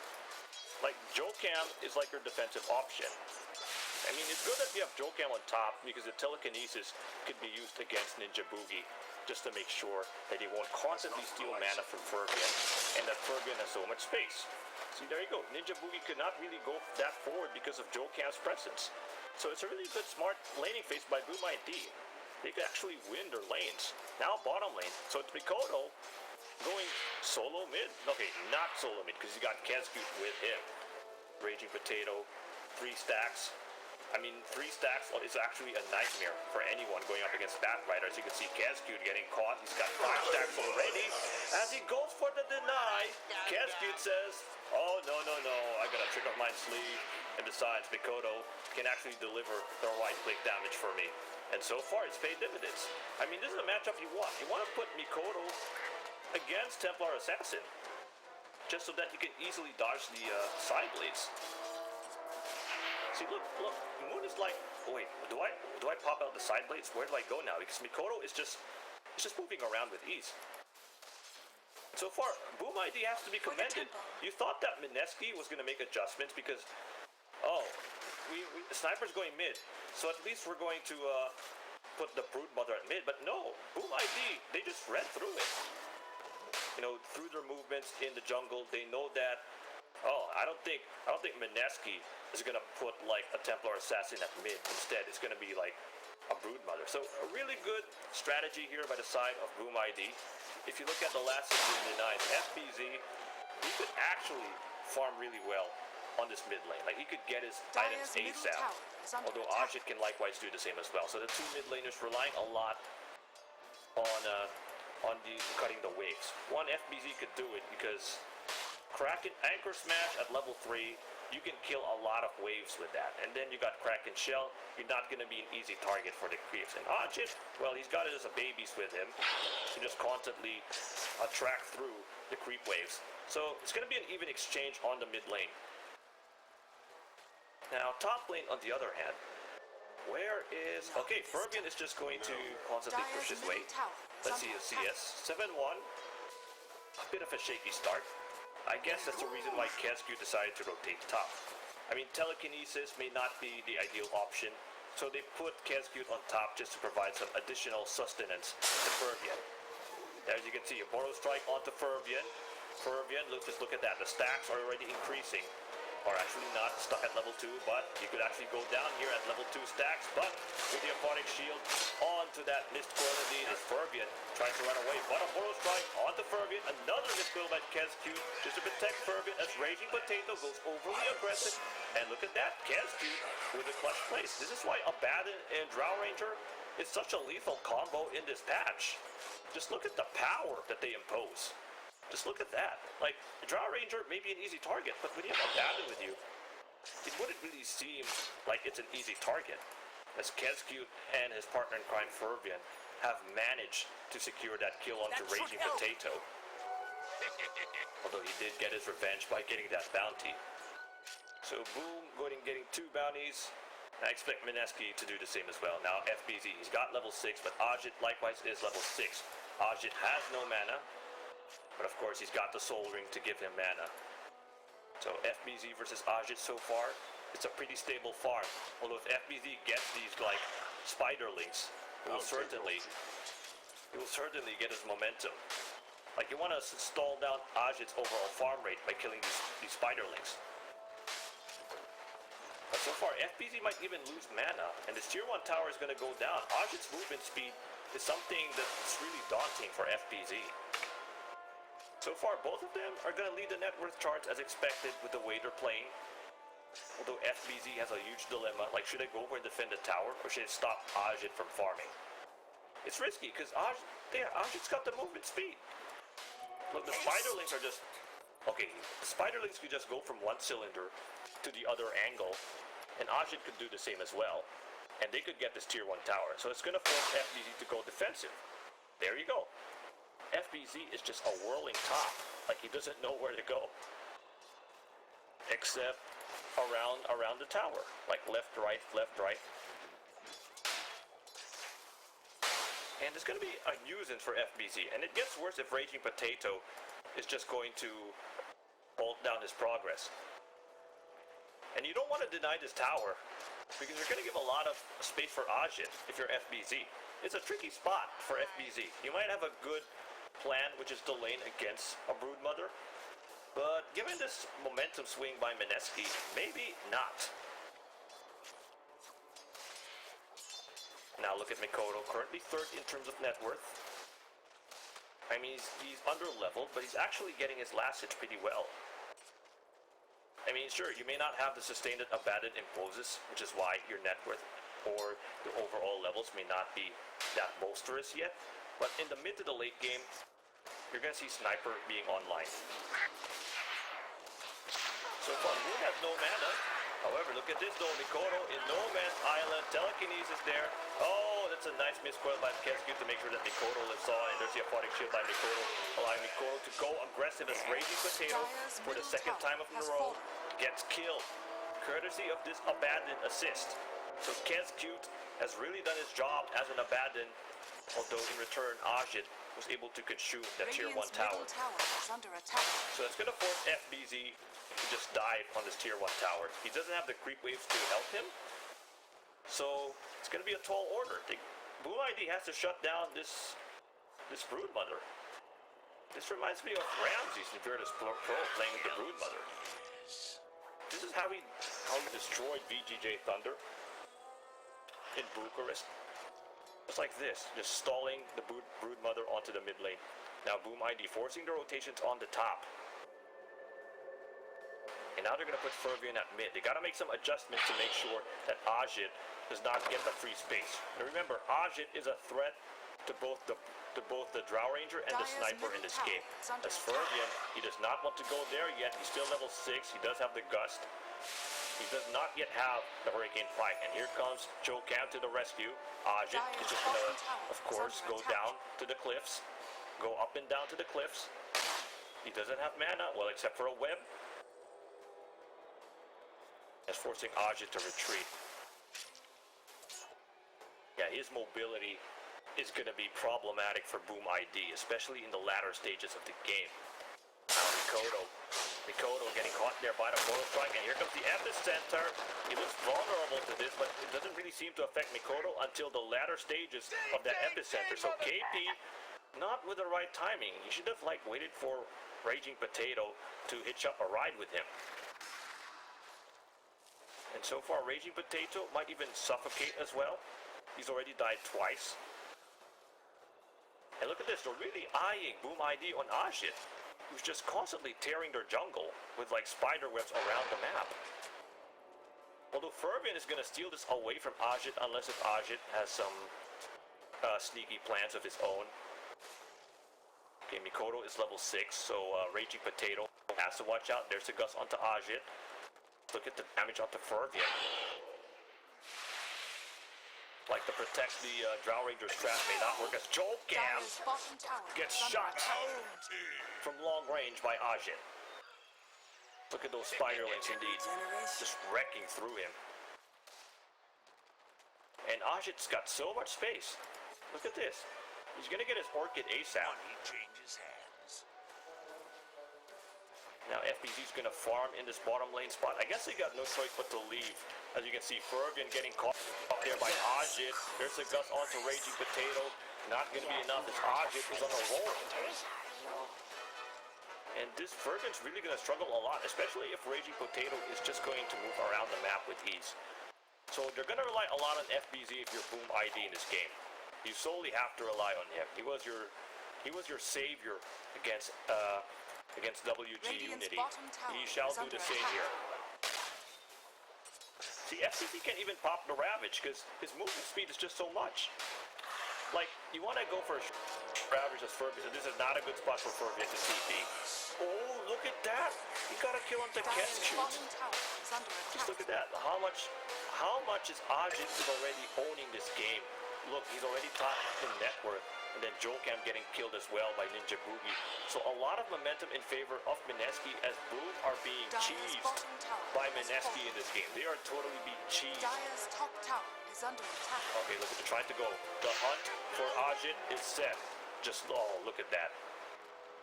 Look at that. They're even hesitant to pop that Ravage because Ajit could just go for the high ground.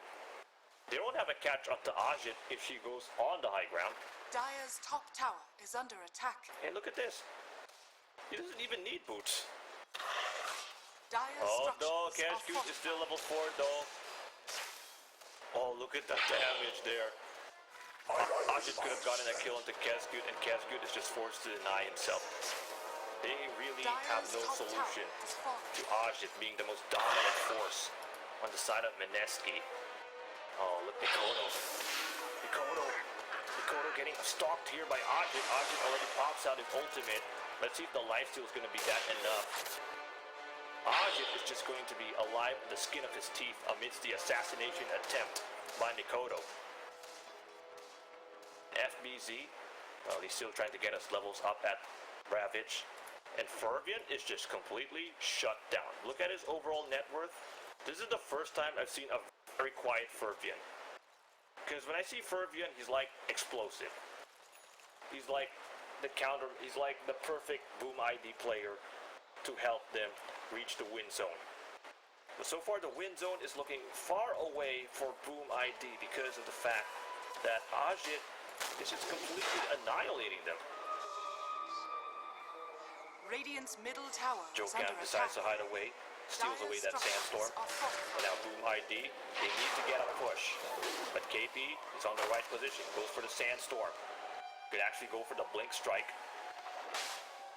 And then he's gonna use his buddy Ajit to just TP in the mid and then wreak havoc to Fervian and the rest of the crew.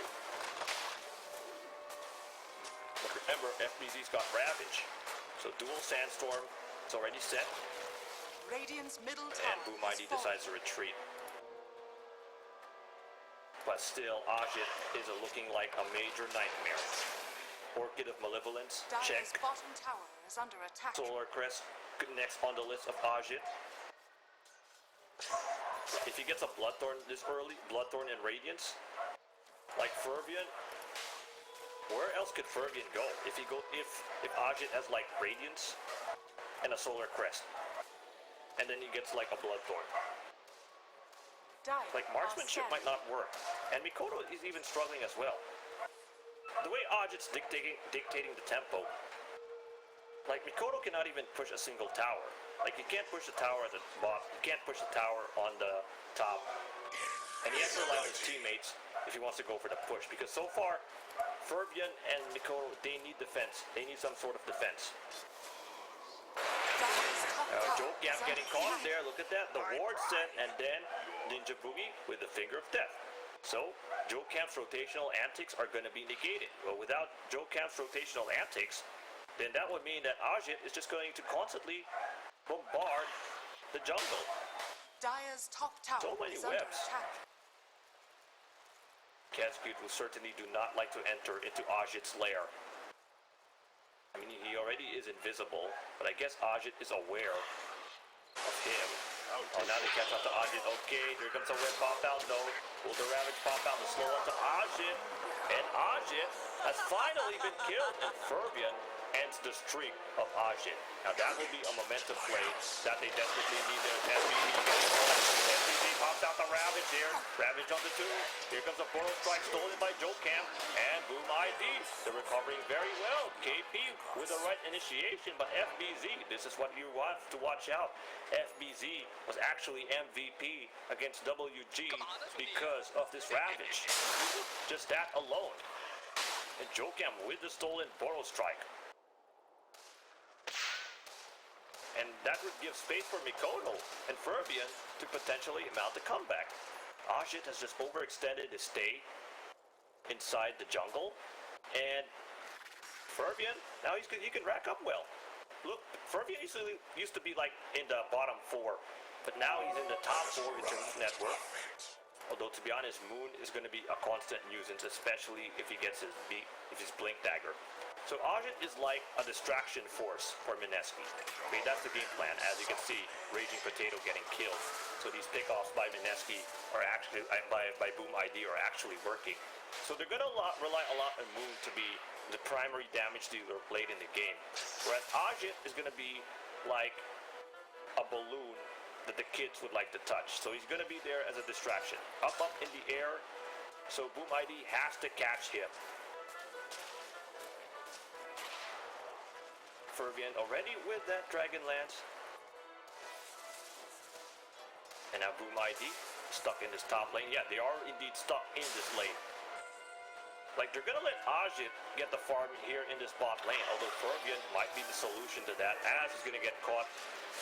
There's the Aquatic Shield and the Gust onto Ajit. Ajit, can he run away? He's being silenced and slowed down by those Frost Arrows, but so far, his movement speed is just too much for the Drow Ranger to catch him.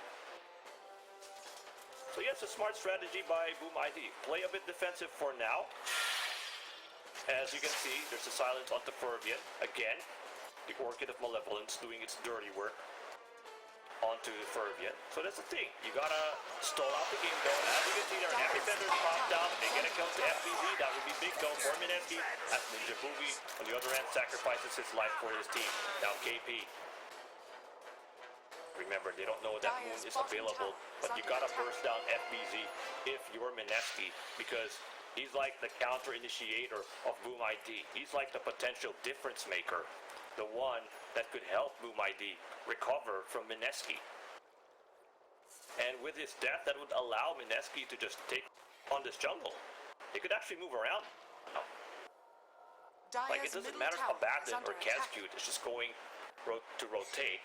The fact is, they don't have like a tanky guy or a beefy guy who's none other than Tidehunter to just obliterate the opposition with a massive AoE ult. And now Moon is going to try to knock himself through his tier 2 tower. He's got a Blink Dagger. He's got the trap set, and Mikoto is going to be an easy target for those traps. And see, look at that. Mikoto's going to get slowed down. Of course, you got some defensive measures onto Mikoto. Protect Mikoto. Protect Ferbian. Boom ID. Is under attack. That's the plan. Dire's structures are fortified. Now look, Maelstrom onto Mikoto. So he's got his Dragon Lance, he's got his Maelstrom. And he's got the Kazcute with the sustain. Now Ferbian already with the Hurricane Pike. We will certainly need that against the Broodmother, though it might not be enough for him.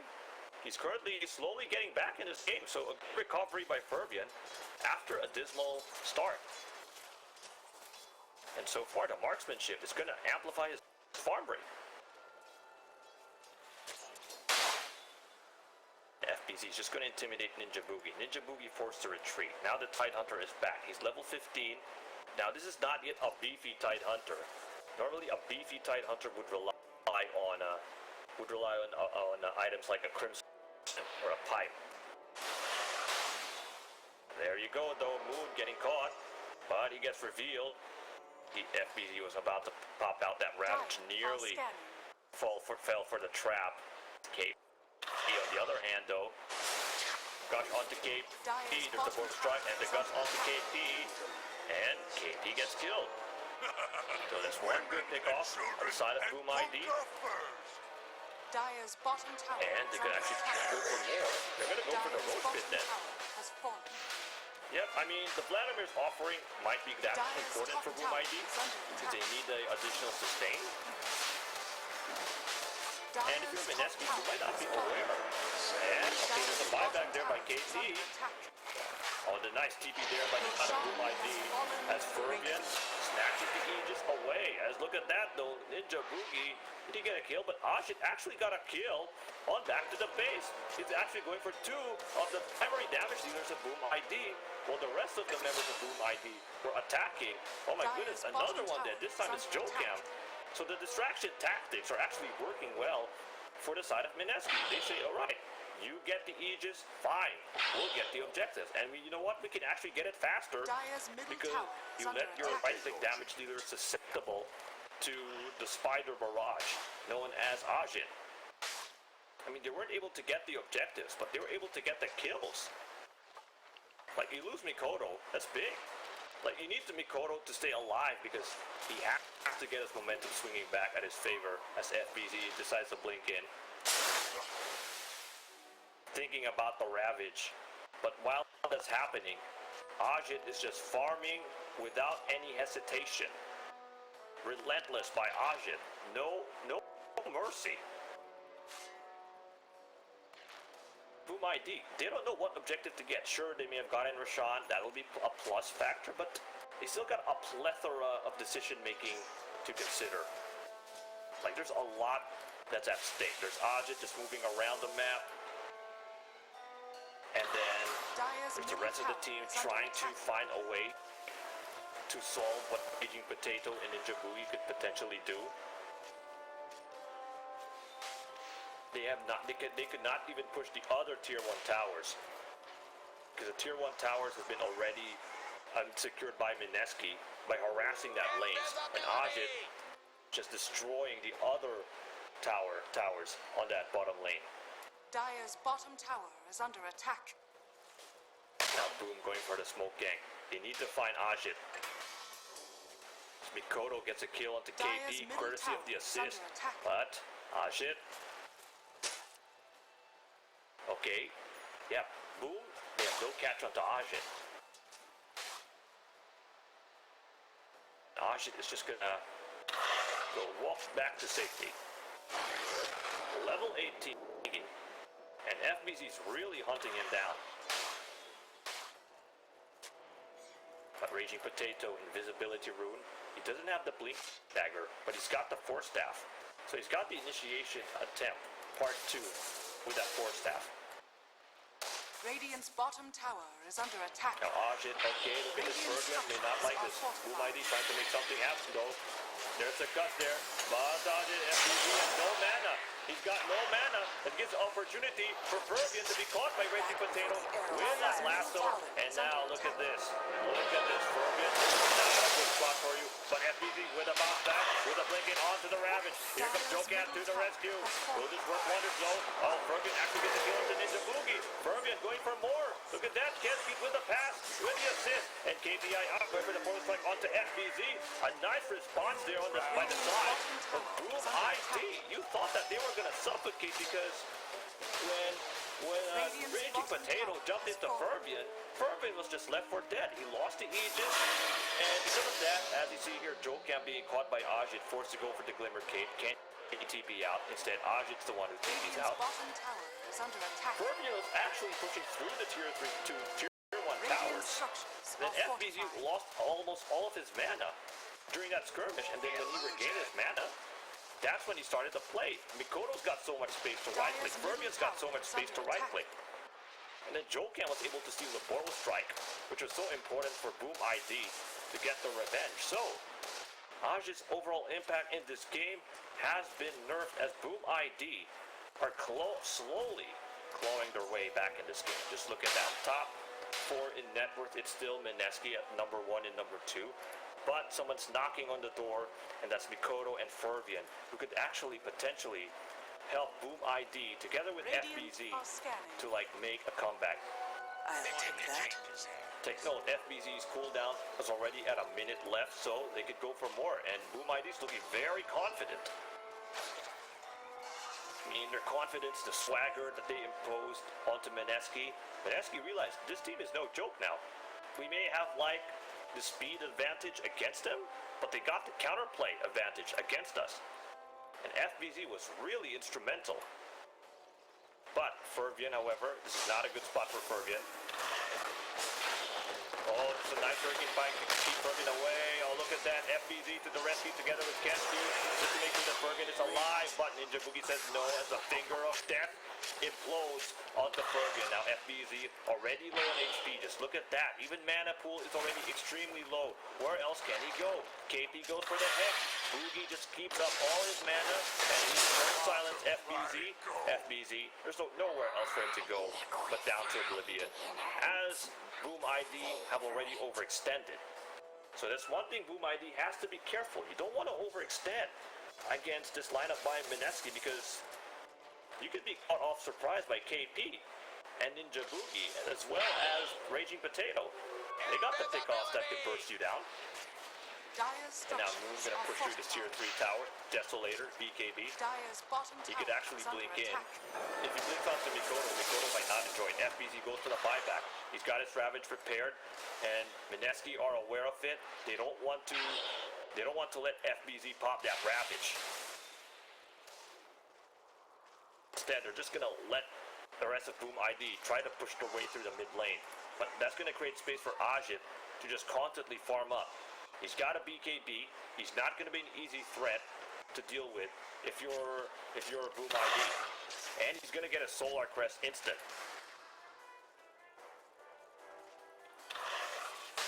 Now FBZ, what does he have to offer? Alright, he's got a Blink Dagger, and he's going to go for Shiva's Guard, which could also be used to slow down Ajit because they got to slow him down.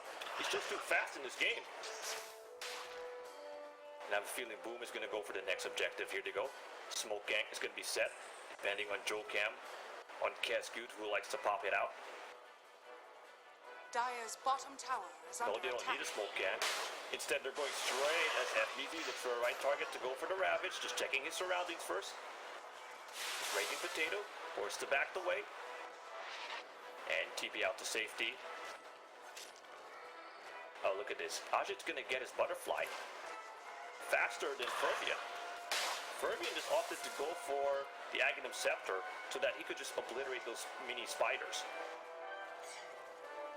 I mean, that would be useful just to prevent the push by Mineski, which you have to do if you're Boom ID, because so far they're being harassed aggressively by Ajit. Like, look at this jungling space that they impose. So far it's very limited. They lose the towers. Their map control is actually in favor of Mineski. As you can see, KP and his buddy positioning themselves. Now FBZ could blink in any time. And KP is aware of that. Raging Potato as well. But they've decided to just keep off the pace yet.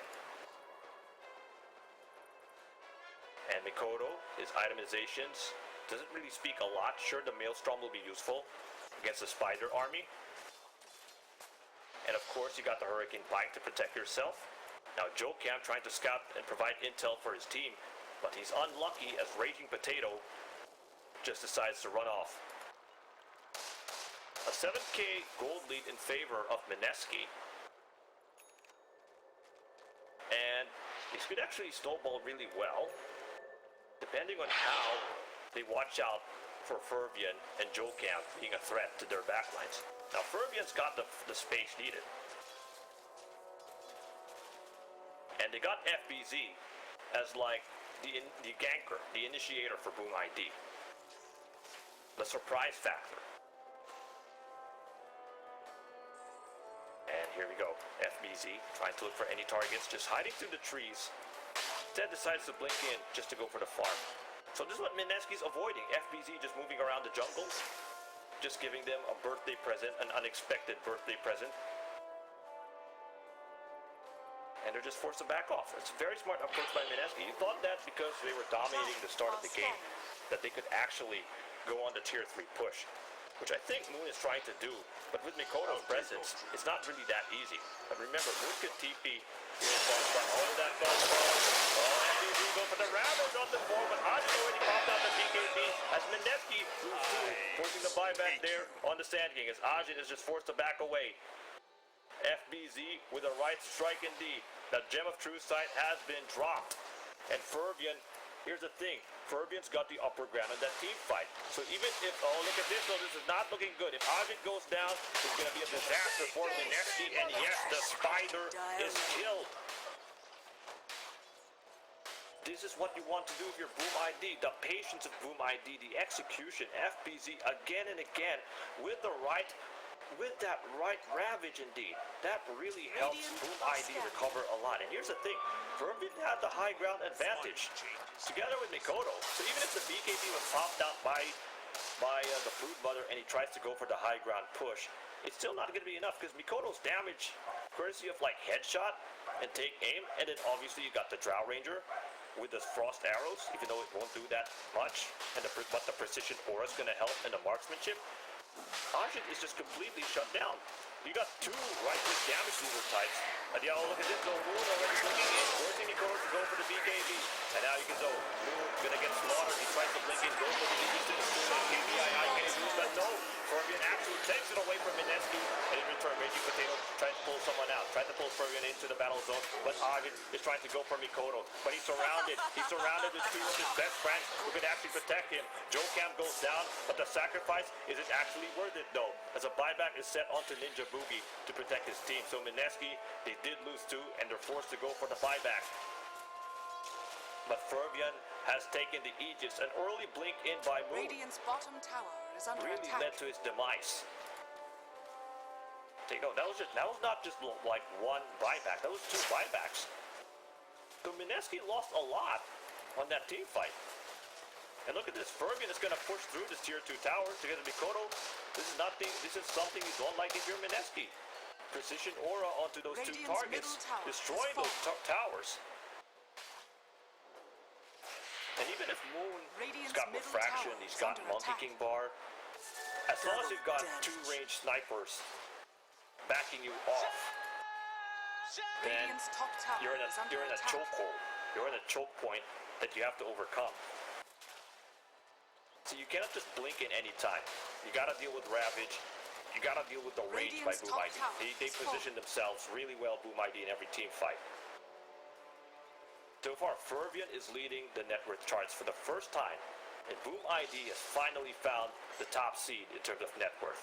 And they could go for more threats. Ajit is the best option. It's been a show, a clinic in favor of Boom ID, a Ravage clinic to be specific. FBZ. Someone has to ban FBZ's Tidehunter in the next phase. Lasso pull there onto Fervian, but he's quite tanky indeed. There's a Motor Strike. And they're just going to let Fervian die, but Mikoto's left. Oh, look at that, FBZ with a Ravage. With a Ravage as a counterplay, and they could go for more. Look at this, Yule catches on to KB. KB goes down, Fervian forced to pop into BKB. Now he's well protected as Moon gets slaughtered from the long range, and Blue types is GG. Mineski on a slump in the epicenter close qualifiers, whereas Boom ID steamrolling their way to the #1 seed. And this well-thought victory by Boom ID. You might have thought that Mineski may have had the upper hand against Boom ID because of the fact that Ajit's overall presence in the map early on was that good. But then, when Fervian started getting online together with Mikoto, and then when FBZ was able to pop out his Ravages, that was just like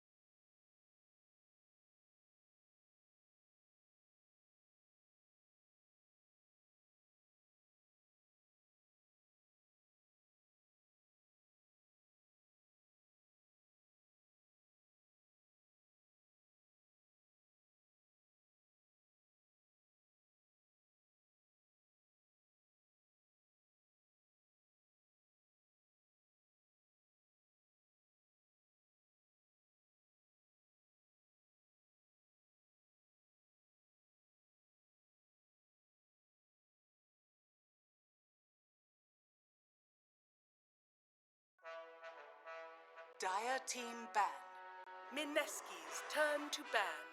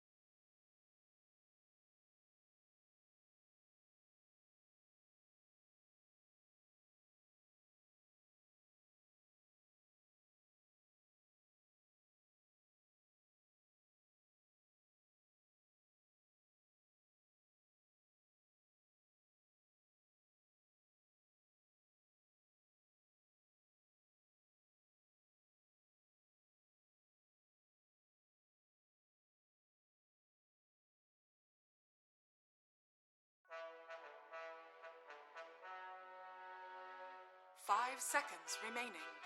Dire team ban.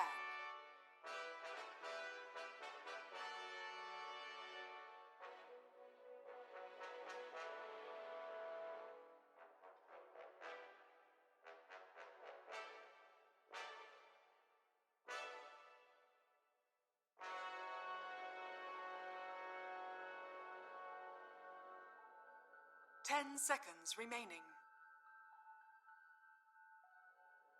5 seconds remaining. Mineski's turn to ban. Dire team ban.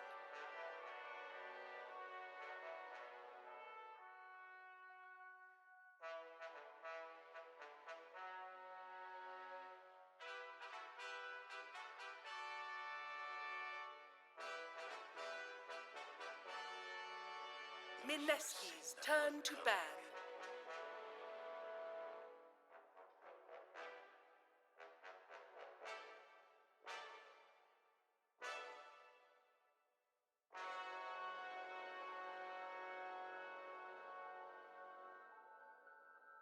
Dire team ban.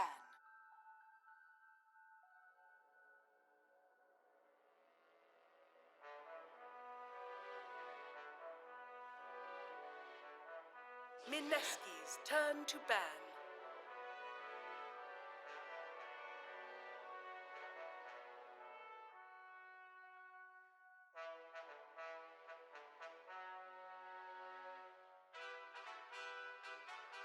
Dire team pick. Mineski's turn to pick.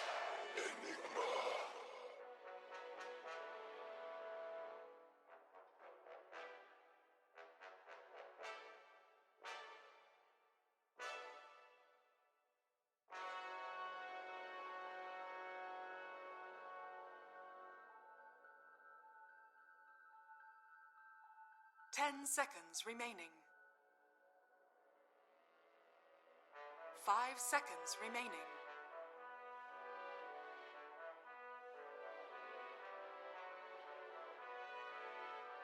Mineski's turn to pick. Vengeful spirit.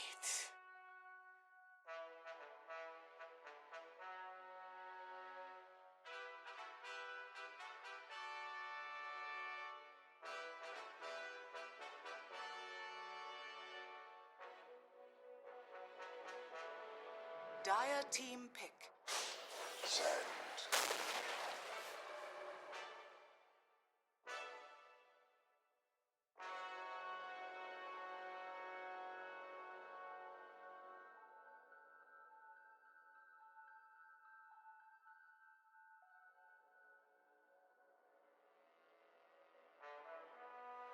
10 seconds remaining.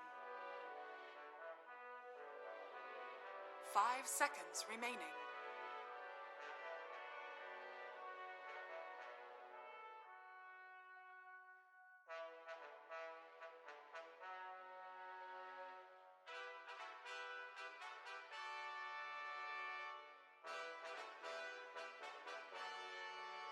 Dire team ban. Disruptor.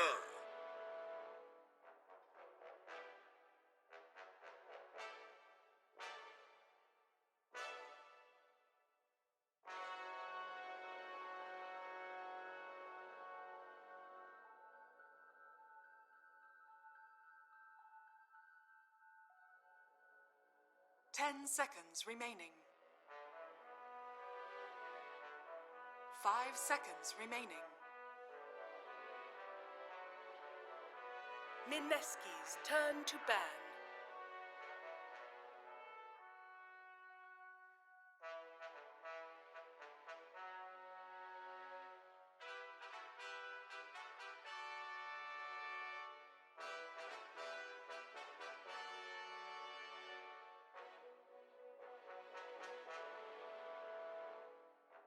Ten seconds remaining.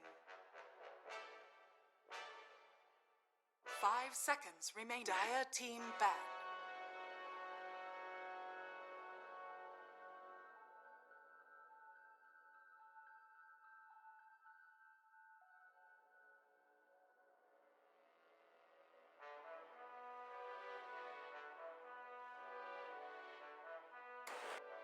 Hello everyone, and welcome back to the Epicenter Major Southeast seconds Asian remaining. and closed qualifiers. Today's matchup, it's going to be 5 Mineski seconds remaining. versus Geek Fam. So let's look at some quick storylines between these two teams. Mineski are on a slump. Unfortunately, they are. I mean, they've already suffered losses against Boom ID, against TNC, against FNATIC, against EVOS Esports.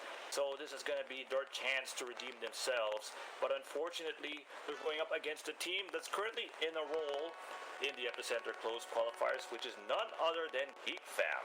Now, the biggest question on Geek Fam is, who is this sixth man?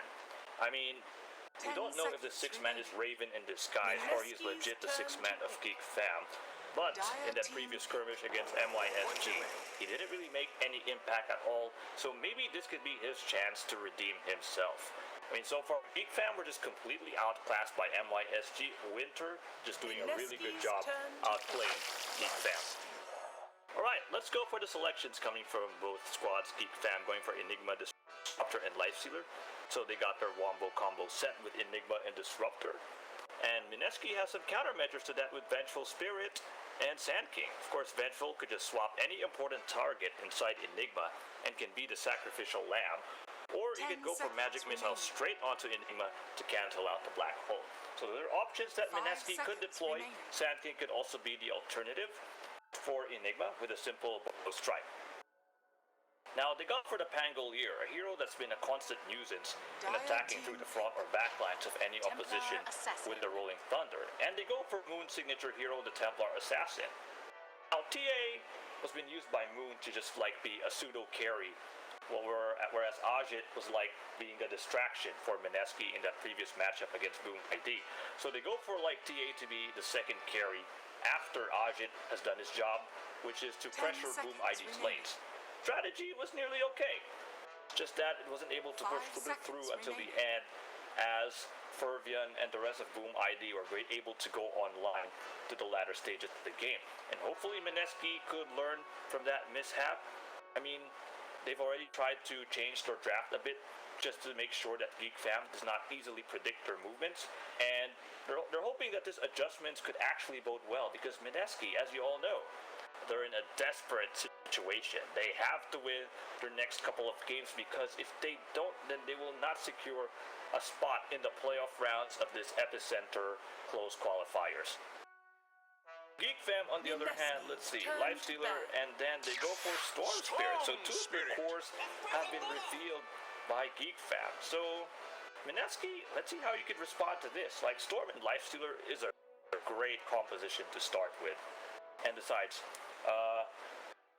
whoever is going to play mid, which of course is going to be Mushi. So if Mushi is going to play Storm Spirit, he's going to brutalize your backlines. Like Storm Spirit, especially with the mana outburst, if he gets his items like Kaya, you'll be a constant threat, like harassing through your Sand King and Vengeful Spirit. And even if your Sand King just hides under the sand, Storm Spirit will always put off these lightning bolts away just to make sure that the Sand King is going to be negated.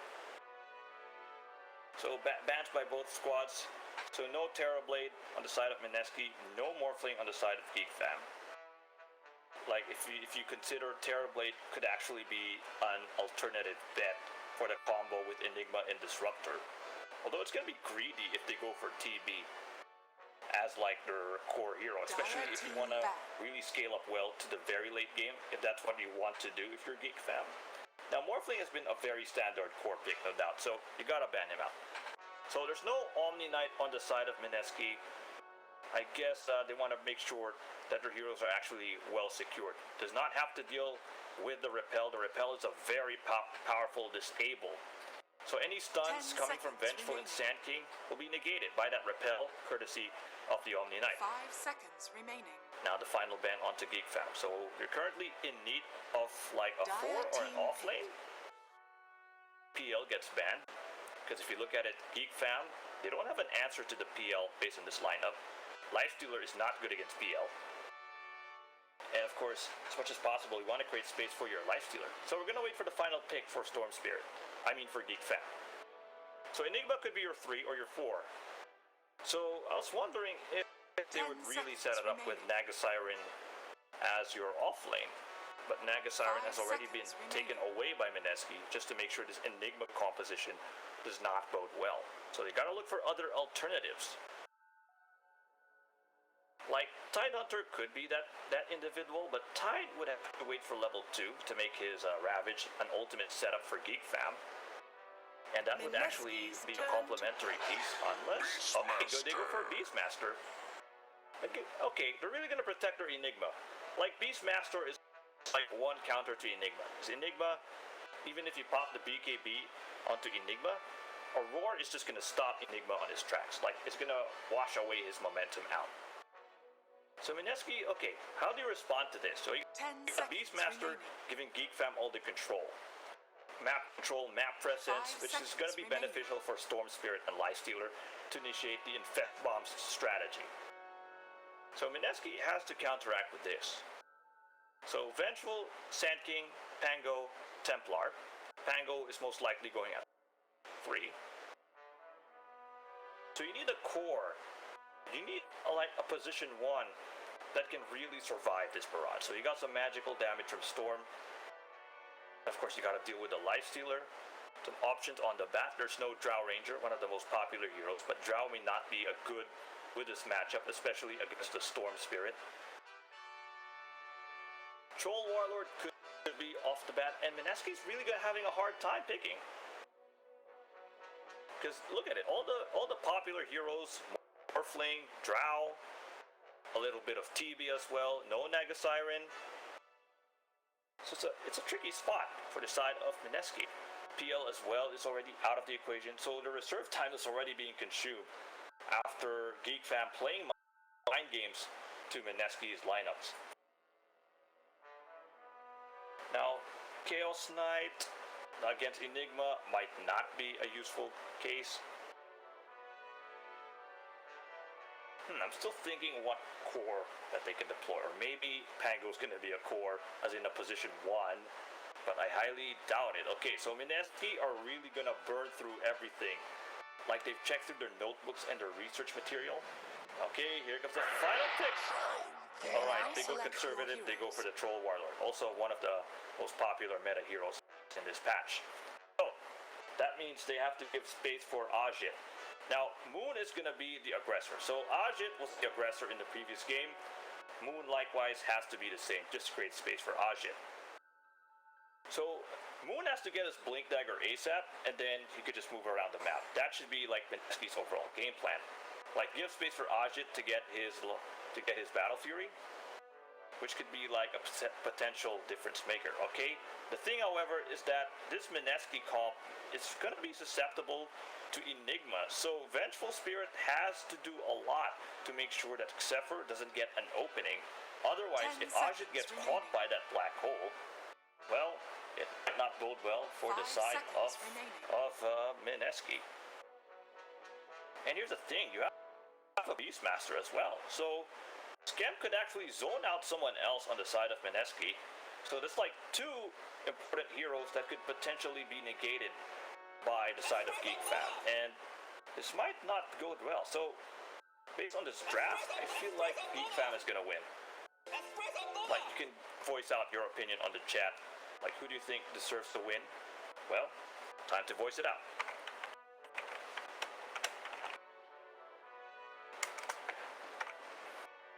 And then some other factors to consider. Sure, you got Raging Potato as your Pango. Okay, so this is going to be a position for Pango. He rely a lot on his Rolling Thunder to protect his teammates. He has to get the right positions if he wants to be that effective as a Pango, because otherwise, if he gets caught by Enigma, it's going to get shut out. So here's the thing. Geek Fam doesn't really have a good setup for the black hole. It's not like a Naga or Enigma combo that they could deploy. So that's the one advantage that Mineski has that they could use against Geek Fam. I mean, if this is like a Naga, a black hole, then maybe Geek Fam would have an easier time. It's going to be way difficult. So what they have to do is to let Enigma immediately get his Blink Dagger and his BKB. Or if he wants to go early, then he has to make sure that the setup or the spacing or positioning of Mineski is at their favor for this Enigma play to work. So let's do some introductions on the 2 teams. Mineski being a Radiant with Raging Potato as your Pango. And Ajit's going to be your Troll Warlord Ninja Boogie as your Vengeful Spirit. And Moon is going to be your Templar Assassin, leaving KP as your Sand King. And on the side of Geek Fam, you have 6-man as your Lifestealer, the Mystery Man. Mushi as your Storm Spirit. Play Hard as your Disruptor, Xepher as Enigma, and Scamberloo as your Beastmaster. So the zone out potential by Geek Fam is really good in this game. 30 seconds to Mineski has to watch out for that. Laning phase wise, normally the side blades are intimidating for Storm Spirit, because Storm Spirit has to go near the creeps. So he's going to be an easier target for this Templar Assassin. You compare like Sniper laning up against Templar with Storm Spirit. Since Sniper's got the range and he can move out, he could actually survive the laning phase against TA. But Storm might have a difficult time. So it's going to be It's going to be interesting how Mushi can handle things on the mid lane, as Mineski get 2 of the bounties, and so as Geek Fam. It's going to be 50-50 for both squads. Now Mushi though, blocking the creep camps as 6-man. This is an interesting change. Okay, so they're going to put 6-man on the bot lane, definitely not on the jungle, and they're going to put Scamberloo on the top lane. Very interesting tactical decisions. So I guess they don't want this. Oh, actually, they want to let 6-man, you know, farm up against Enigma. I mean, here's the thing though. You're gonna compete if you're Zephyr, who needs items now, and if you're 6-man, you also need items. So it's gonna allow Zephyr to just immediately go to the jungle. I guess they want to make sure that they won't have to deal with the Troll Warlord this early, and you have to add the fact that Pango and Vengeful Spirit Tri-Lane is just really gonna shut down the Lifestealer. So you want to make sure that 6-man is well protected, and this is a better bet. Rather lane against Sand King than lane up against 3 individuals like a Vengeful and a Pango with some good crowd control, and Ash with some really good pressure. Now this mid lane matchup, so 5-1 compared to 4-2 in favor of Mushi. And so far Mushi has to watch out for those side blades. Just look at those damage. See, just look at the right clicks by Moon. Moon has like, so far, the upper hand in terms of like right clicks. At plus 68, plus 25, courtesy of the reflection. So Mushi has to be careful for that. Like, you could just, Lightning Remnant may not be ideal spamming it, especially with refraction. That's going to absorb a lot of damage. So here you go. 6-man already slowing down KP. Already with the flesh wounds early. Yeah, this is a real good laning phase for Geek Fam. Like, Lifestealer is so dependent on getting his Midas and possibly his Radiance or Sanjin Yash that early, just so that his farm rate will constantly increase. Double damage! And so far, putting Lifestealer solo, whereas Troll Warlord is on a tri-lane, is actually pretty good, because he could get his XP up, he could get his levels fast, and so far he could put on pressure onto KP. Just look at the right click down by 6-man. Just really making sure that KP has no breathing space. Now Mushi with this double damage rune, he's still hesitant. I mean, this is what happens when you're laying up against a TA. Like Moon is just gonna waste that double damage rune by Mushi. Actually, that's a very interesting mid lane matchup. Other than the fact that both Storm and Templar are like popular picks in terms of like the mid lane, and the fact that Templar is like a countermeasure just to Spirit. What's also interesting is that Mushi and Moon, they used to be teammates, so they know each other's playstyle. As Ajit gets a kill with the Scamberloo on the top lane, now they could go for more, as Playhard might be harassed as well. These are 2 former teammates going up against each other on mid, so it's the Master against the Protege, as Mushi would oftentimes be Moon as his Protege. Meanwhile though, in this bot lane, yeah, let's look at it, 6-man at level 4, and he's leading the last hits in the nice because he could actually survive against KP. And other than that, he could actually do tons and tons of right click damage over KP. So this is not looking a pretty good start for the Sand King. As you can see here, Raging Potato forced to go on the mid lane, and there you go, Moon and RP. Getting a kill on poor Mushi. And Raging Potato decides to sacrifice himself through the tier 1 tower to get himself back in the game within a nickel. Now, with Mushi being dead, this allows Moon to constantly rack up his last hits in denies. So far, he's way ahead over Mushi, because Mushi only has 5 denies, whereas Moon has like 12. It's actually double. And his last hits are actually getting better and better. I mean, this is not a good laning phase for Mushi. I mean, every time Mushi struggles on the laning phase, Geek Fam in general struggles. Like, we've seen that against MYSGAU. We've seen that against Boom ID. So Mushi cannot be outplayed in this game. I mean, he has a huge responsibility of trying to rack up that ball lightning, and he also needs to get that Kai immediately so that he could make an impact on team fights. besides, he's the one who's gonna help Zephyr get the space to pop out that black hole. As you can see there. Okay, 6-man was able to get the bounty. KP in return gets it, so two as well. So far, Raging Potato as a position for Pango, it's really difficult to execute. Really have to learn how to time your swashbuckle. So far, Pango is a hero that's gonna be dependent on items as a position 4. So he might be consumed a lot as Mushi. Oh, there goes the lightning vortex though, but Moon capitalizes on that. So Moon already with the advantage on the mid lane, 33-16. Dire's middle tower is under attack. And so here's the thing, you got Raging Potato who needs farm. Radiant structures He needs his Blink Dagger. You got Ajit who likewise needs farm because he needs that Battle Fury ASAP. Moon needs his Blink Dagger. So they're all going to compete just to get their significant items in this game. And look at this. Raging Potato can be easily read by Playhard and Mushi. Like, you need Blink Dagger on Raging Potato because his ultimate could be used effectively if there's a Blink Dagger involved. And just look at this 6-man. Just look at the damage outburst he's producing.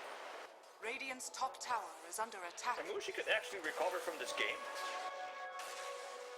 I mean, Sumail has done it before, when he was already being beaten as a Storm Spirit mid. And you see the glimpse back onto the TA. However, there's Vortex onto Ninja Buki, but Raging Potato through the back lines. Magic Missile pop onto Playhard. Now Mushi with the right clicks though, trying to slow things down. Zephyr jumps into the action zone. Moon charging onto Mushi. Mushi slowing Moon down, but it doesn't really seem to work. And a Magic Missile by Ninja Buki stops down the offensive machine by Zephyr. So it's really going to be a struggle there by Mushi on mid lane.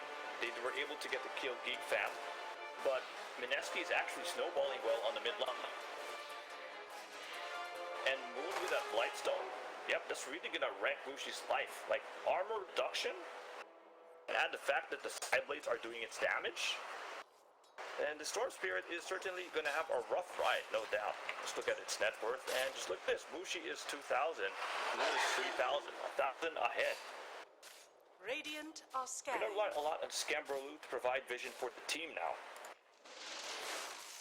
Glimpse back onto this kinetic field. However, it misses as Moon runs away. Playhard could not even time those kinetic fields effectively. I mean, that's very, see, this is the difficulty on this Geek lineup. See, without the Naga Siren, it's so hard to execute. Like, you either play mind games with Mineski, which what Boom ID did against them, and they have to do the same if you're a Geek Fam. Dire's top tower is under attack. And now Mushi Dire's structures forced to go in are the jungle. fortified. He has no choice. He's got to farm this jungle spot. He needs to get his momentum swinging at his favor. I mean, he was already at level 6, but obviously he needs his items to be very effective. Dire's middle Now tower 6-man. is under attack. Yep, he's going to constantly bombard through KP. But KP is actually surviving Radiant's pretty top well. tower is under Even attack. though, like, 6-man is just harassing him, his right click damage is just so phenomenal. The thing is, KP is actually doing a pretty decent job shutting off the potential aggression by 6-man by just going through sandstorms and caustic finales onto the creep waves. So it's a very effective strat by Dire's KP. middle tower is under attack. And he could actually farm really well in this game. Mid lane though, all the blitz back onto Moon, getting caught there by the kinetic field onto the electric vortex. There's a roar onto Moon. Moon has no option for escape. Ball lightning in, and Moon goes down. And that's going to be important. Mushi gets the finishing touches. Remember, Moon is like in the top of the net worth charts, and now Mushi being able to kill him means he's going to get some additional bonus. And that's the start that Geek Fam desperately needs. They got to make sure that Mushi gets going. Now, Zephyr, think about it, they spot onto KP. Oh, Bull strike on KP. KP may not like this though. Swashbuckle misses though, but KP still manages to get through Zephyr. Caustic finale doing his dirty work. But and seeing the level gaps just harassing through Raging Potato, Dire's middle there's the tower rage. is under attack. But KP still manages to snatch the bounty Dire's away middle from 6 man tower on is Mineski. Mineski gets 3 of the bounties, as 6 man is going to get through. They get 4, as Scan gets Ninja Boogie. And KP, oh, nice rejection of the Sentry Ward to make sure that 6 man will not further aggravate all the way. Now Moon on the other hand spots on to play hard. Level 5 play hard, no kinetic field but the glimpse back.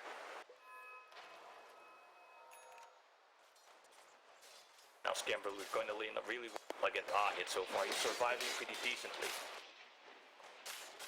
Of course, getting a kill onto Ninja Boogie is indeed very important. But of course, getting a kill onto Ajit will be a much more important task. Now, Scamberloo, he needs to put his hawk around the map because he needs to create space for Mushi to farm. They lost a tier 1 tower. So of course, the jungle would be the best option for Mushi other than the lane because he's getting wrecked on lane. So his vision will be so important because that could be like a decisive factor for Mushi to help his team. Geek Fam go for the smoke gank. And they might spot Dire's Raging top Potato. tower is under attack. Raging Potato, can he hide it all off? Now 6 man gonna chase onto Raging Potato. There's the glimpse back onto the static and kinetic field. Raging Potato, there's nowhere else he can go. But here comes Ninja Boogie to the back. Finds onto Zephyr and blow strike onto Zephyr as Ajit and Ninja Boogie blow Zephyr away. Now 6 man forces a retreat. He has to back away. He's not yet ready to engage on the skirmish.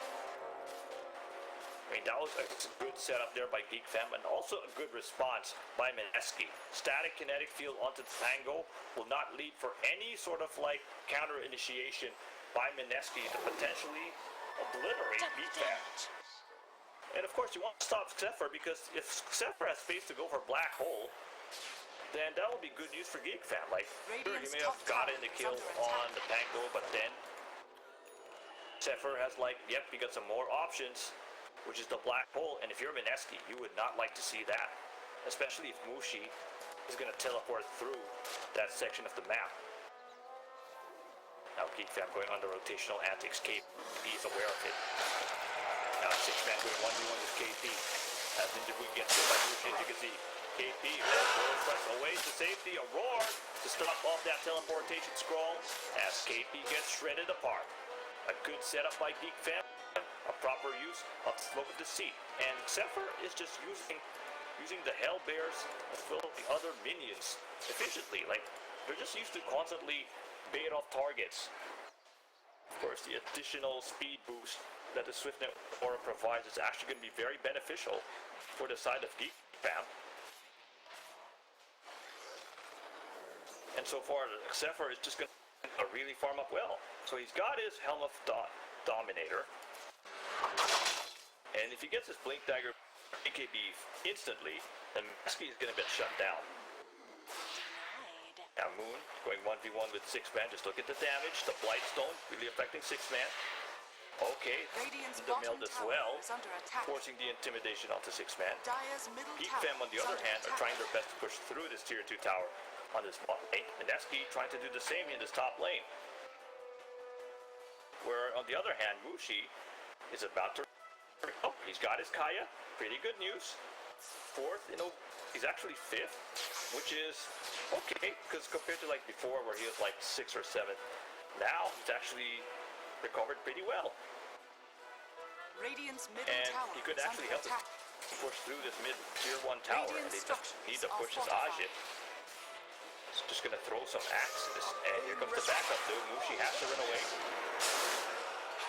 Oh, look at that. The Playhard getting caught, but the action is happening here as Raging Potato pops out that Rolling Thunder. Playhard goes down. PM already popped a war, but he might gonna sacrifice his life. Can he TP out to safety though? Yes, he does TP out to safety. The Swashbuckle, and of course that 3rd passive spell wasn't really enough to shut down the Beastmaster. So you do lose Playhard. It's pretty good for Geek Fam, as long as you don't lose Dire's your bottom cores. tower is under attack. Especially Mushi, you're fine or you're good to go. Radiant's And middle besides, tower is 6 under man, it's attack. all the space needed to farm, which is Dire's what's happening. structures are fortified. And he's eyeing for that Radiance, which will Dire's certainly bottom tower is shut under down any attack. blink factor on the side of Mineski. Because he got the blink factors with TA, and potentially with Sandscape. Radiant's middle And tower there you go. has But been actually, denied. Ajit was able to deny Dire's the tower bottom over tower Mushi. has fallen. But there comes KP there onto Mushi, and Mushi, for a very long time, he wasn't killed, but now he's back to his own death count. And while that's all happening, 6 man wouldn't even seem to bulge. He's actually doing a very intelligent approach, is avoiding the fight for now. Dire's middle tower is under attack. Mineski trying to push through these towers, they have to do so. Although Zephyr is actually going for the split push option. Just to distract the other Dire's middle members tower is on the under side of attack. Mineski as 6 man TP's out. It's not just Zephyr, even Emberlu is likewise split pushing as well. I mean, you got the Satyr, you got the Eidolons, you got the Boars. Yep, this is a massive army indeed for Geek Fam in the bot lane. As Raging Potato goes for the Rolling Thunder onto Playhard. Playhard gets killed. Invisibility. So Mineski trying to steamroll their way, Radiant's bottom getting tower these is pickoffs under onto attack. Playhard. While that's happening, Zephyr is just going to push through it. So here's the thing. Mineski's distracted with what Geek Fam is doing. Scamberloo nearly could have popped the roar. Zephyr getting killed for overextending, trying to go for the split push option. Didn't really work out well, but here comes Mineski going for a smoke play. Raging Potato leading the charge. He has no Rolling Thunder. 6 man is the best target.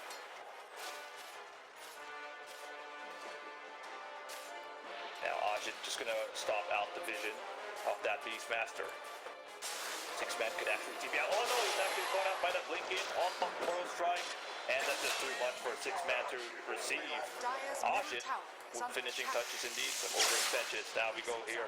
Mushi, oh look at the Guild Witch left there. The Lightball Lightning, all roar is popped out onto Moon. So they lose one of their primary cores, Geek Fam. Mineski likewise loses the other main force as Mushi is taken obliterated. So that's going to be a huge loss for Geek Fam. They lose two. Lose two of their important heroes in this game. You lose the Life Stealer, and now you lose the Storm Spirit. And so far, Mineski is leading number 1 and number 2 in terms of overall net worth. Ajit already has a Sanj and Yash. He does not need a Battle Fury in this game. He's going straight for Sanj. I mean, of course, that usage of the Battle Trance was indeed important. Raging Dire's Potato top doing his job tower as is well. under attack. And except Pepper, he has to get his items in Zap. Sure, he may have the arcane boots. He's even warding for the team as well, so might be detrimental in terms of his overall farm rate. Now KP's just gonna stall his stay, gonna move away. He's got the Blink Dagger, he's got the Veil of Discord.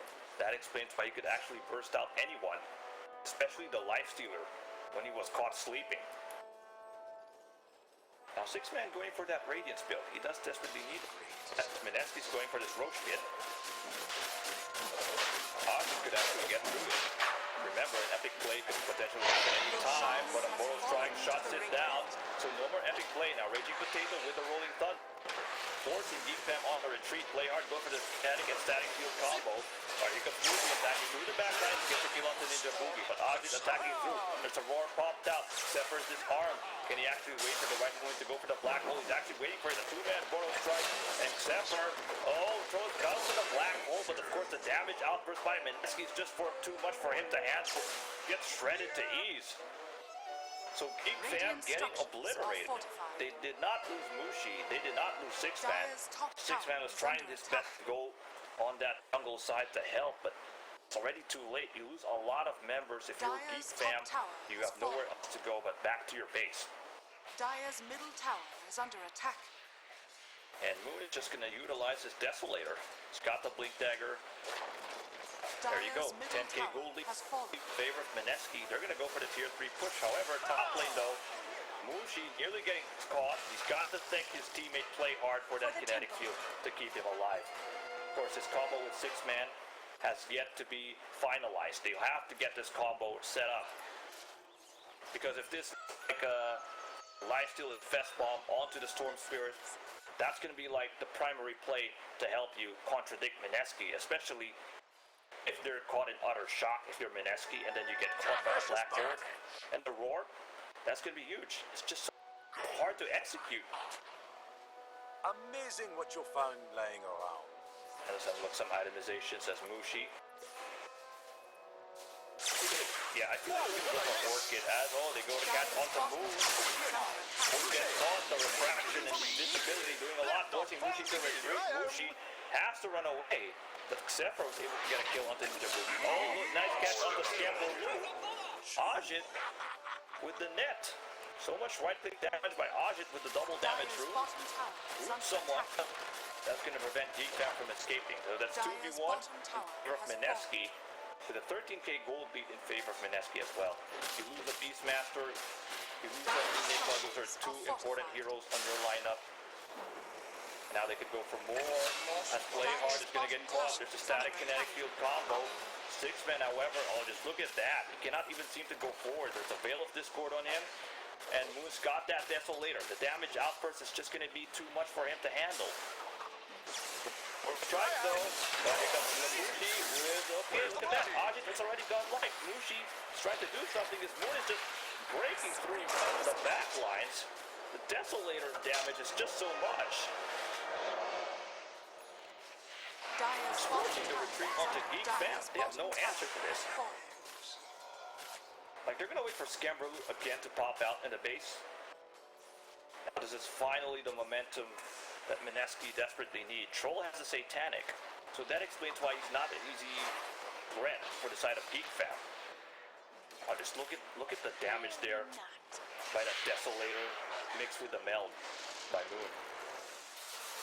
Twin Smack though, oh, there's a catch though, but look at this. Ajit attacking through Zephyr. There's a roar popped out to Ninja Boogie, removing Ninja Boogie from the equation, and I think it's good for more as Moon starts to take the ball.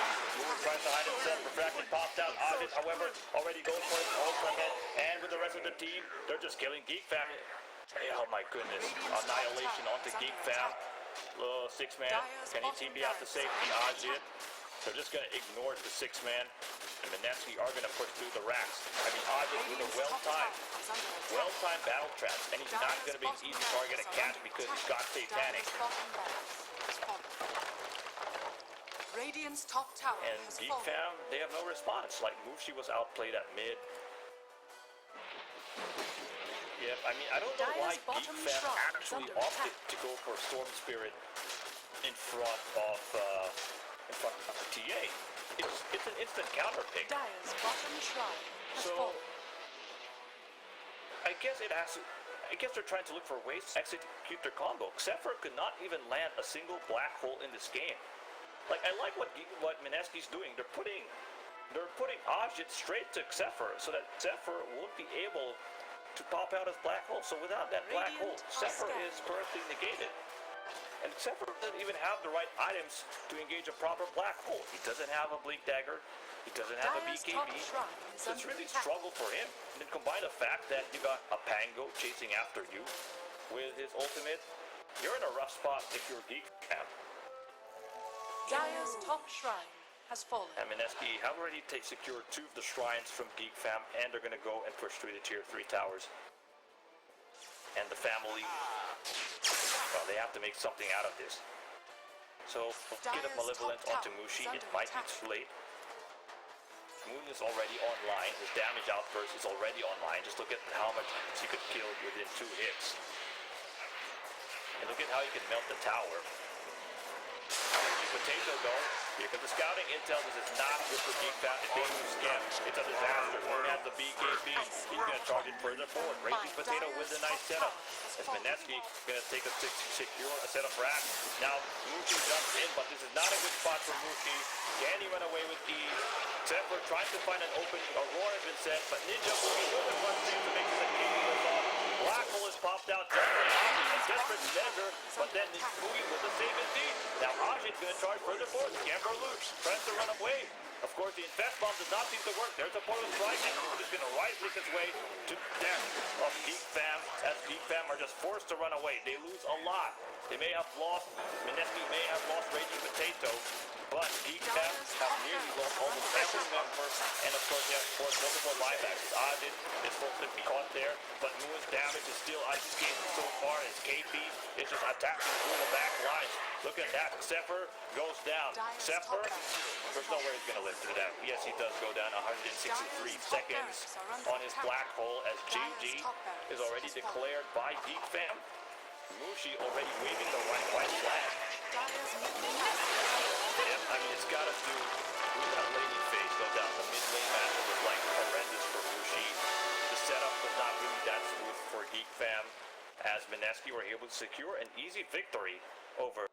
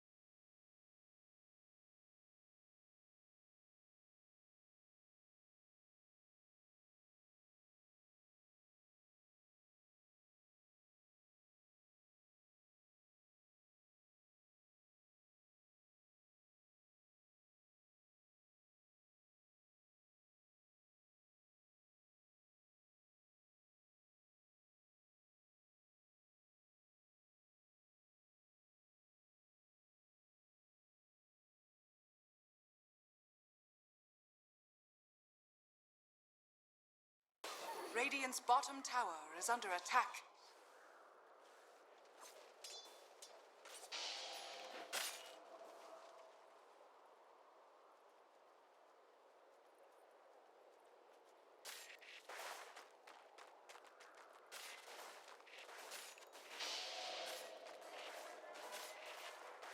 Radiant's bottom tower is under attack. Dire's top tower is under attack.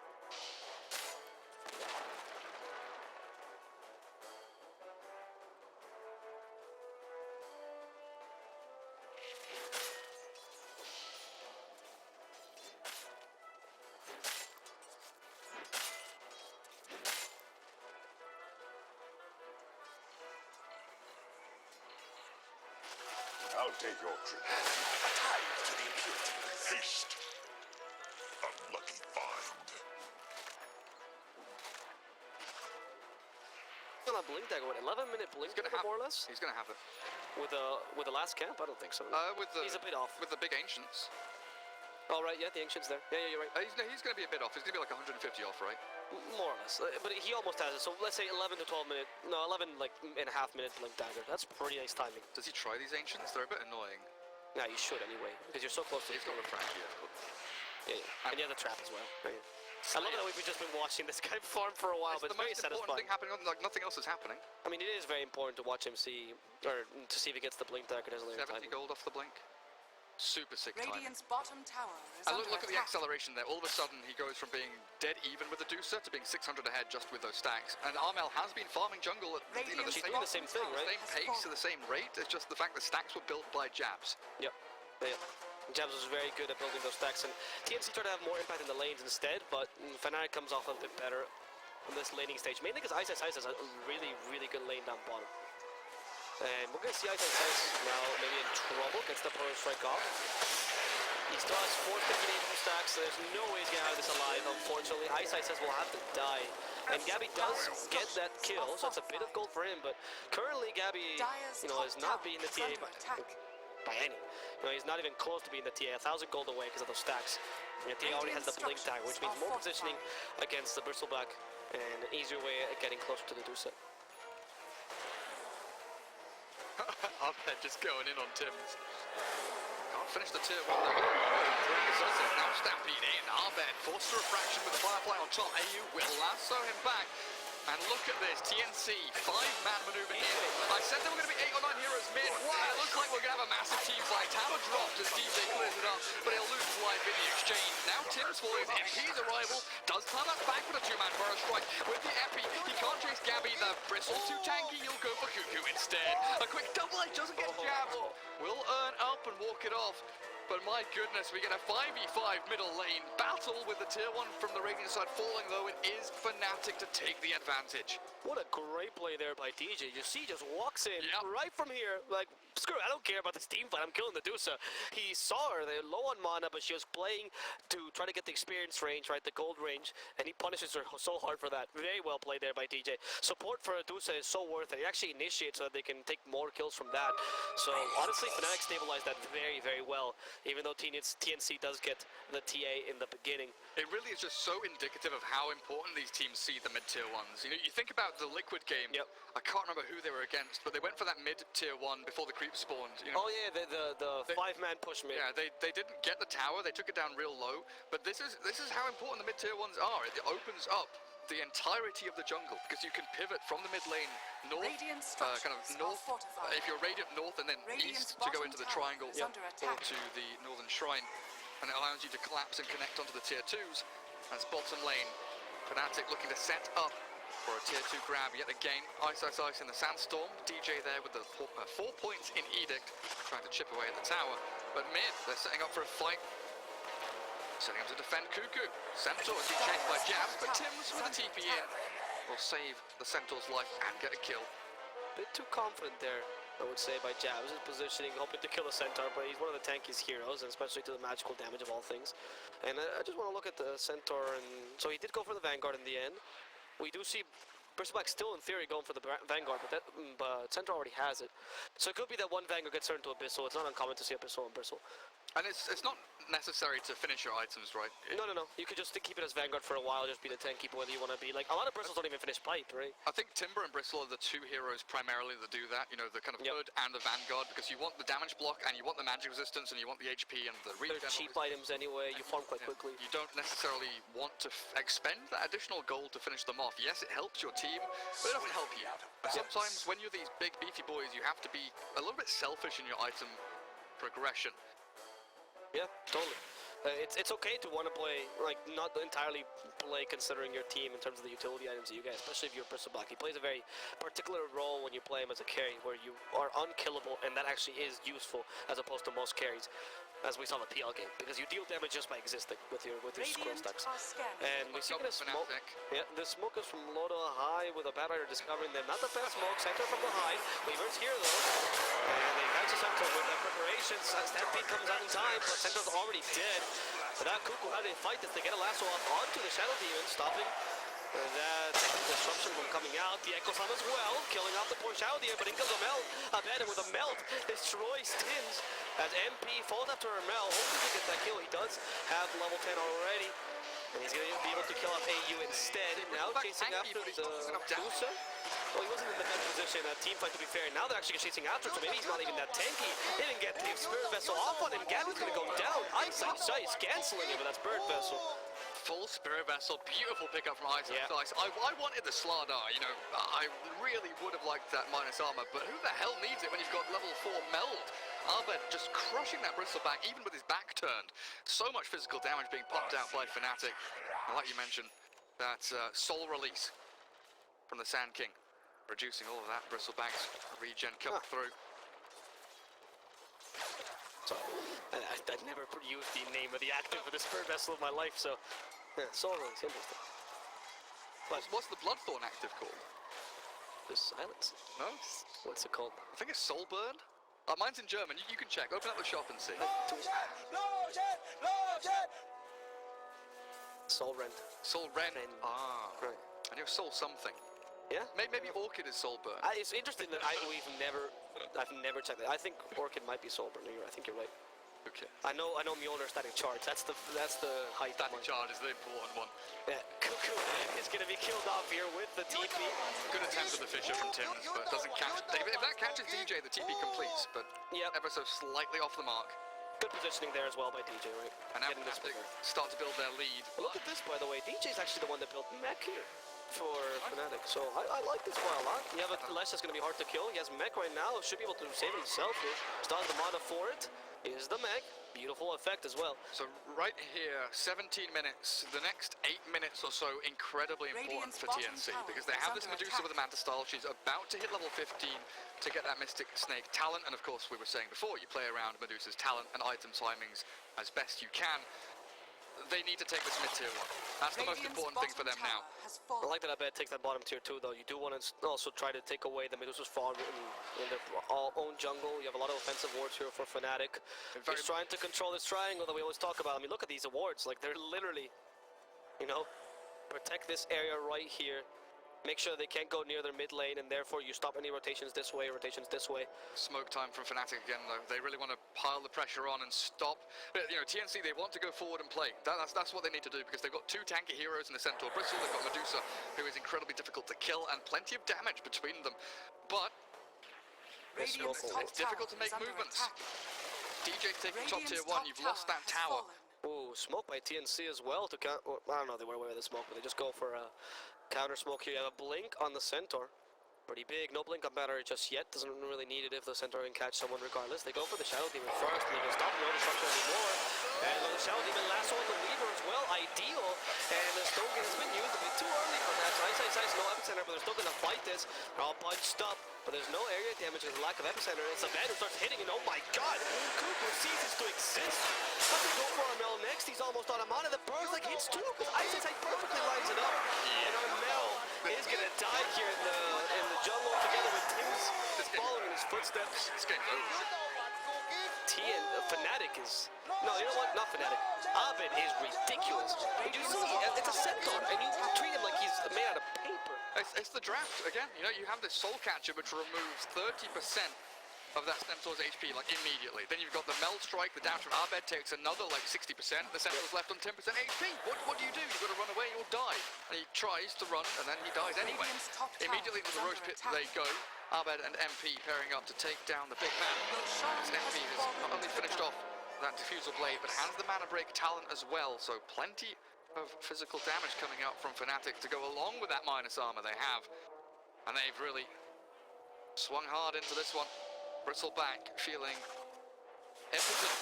Vanguard Hood can't do too much. AU want to support Batrider, has a lasso in 20 seconds, but it's all too little too late as his blink is being delayed and then dead again, and Gabby sprinting away as he does kill off DJ. The Centaur stop onto the TA, but there's Ice. In with the Burst Strike and Epicenter yet again.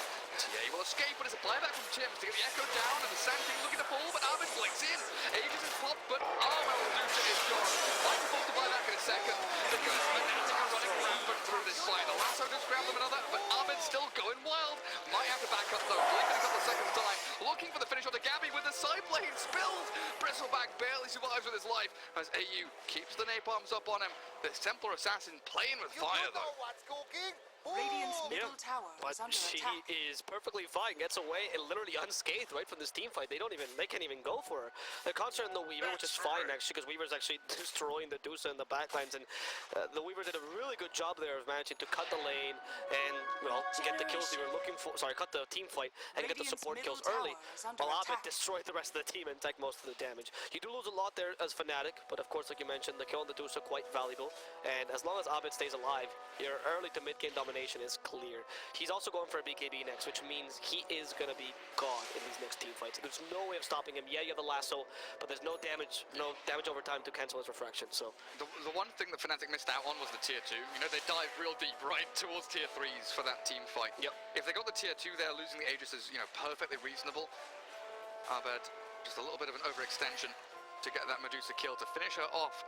But it's going to be round 2 in a couple of seconds. I would very much like to see FNATIC go for another smoke, as DJ has already pushed out the mid lane. They're going to regroup, pushed out the top lane, and they'll regroup mid. Smoke should be on the Courier or on Shadow Demon. There we go. Yeah, immediately snap back into action. We'd love to see this. FNATIC will go and try and kick it into 5th gear.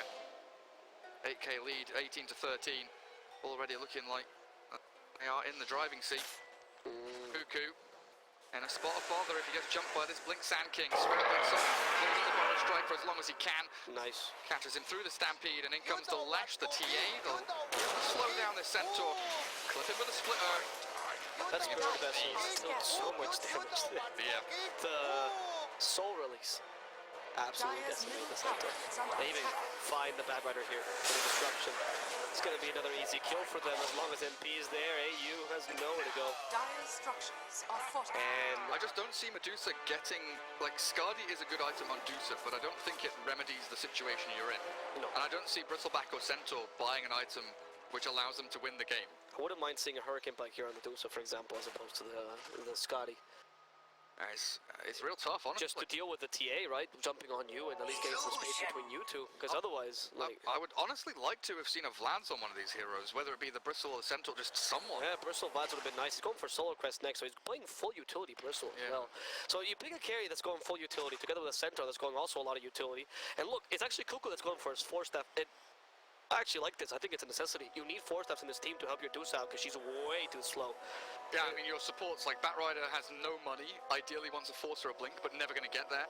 Earthshaker needs his Blink Dagger to be a part of this game, and he's 1,000 gold off of it.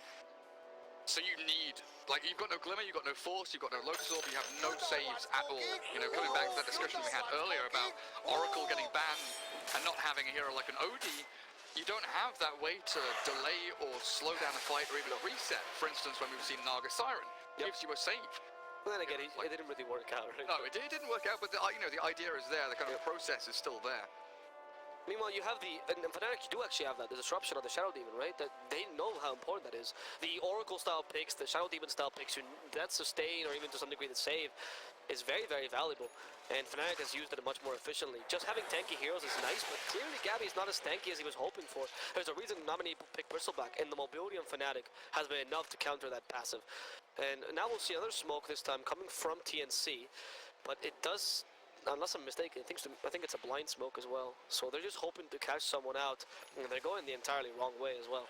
Maybe they could find Ice here in the mid lane, but he's behind a tier 1, so he should be quite safe. And this tier 1, by the way, has not been touched. And literally, look at bottom as well. But like both of the remaining tier 1s here, full HP. Jesus. I mean, bottom is not important. We've been talking about how important the tier 1 in the mid lane is. It's just the fact they don't have any objective that they can kind of connect into. You know, if they make this smoke play into, you know, think of it as like threading the needle, right? They make the smoke play between the two towers, and then they can deviate and split to one or the other depending on where the creep waves are.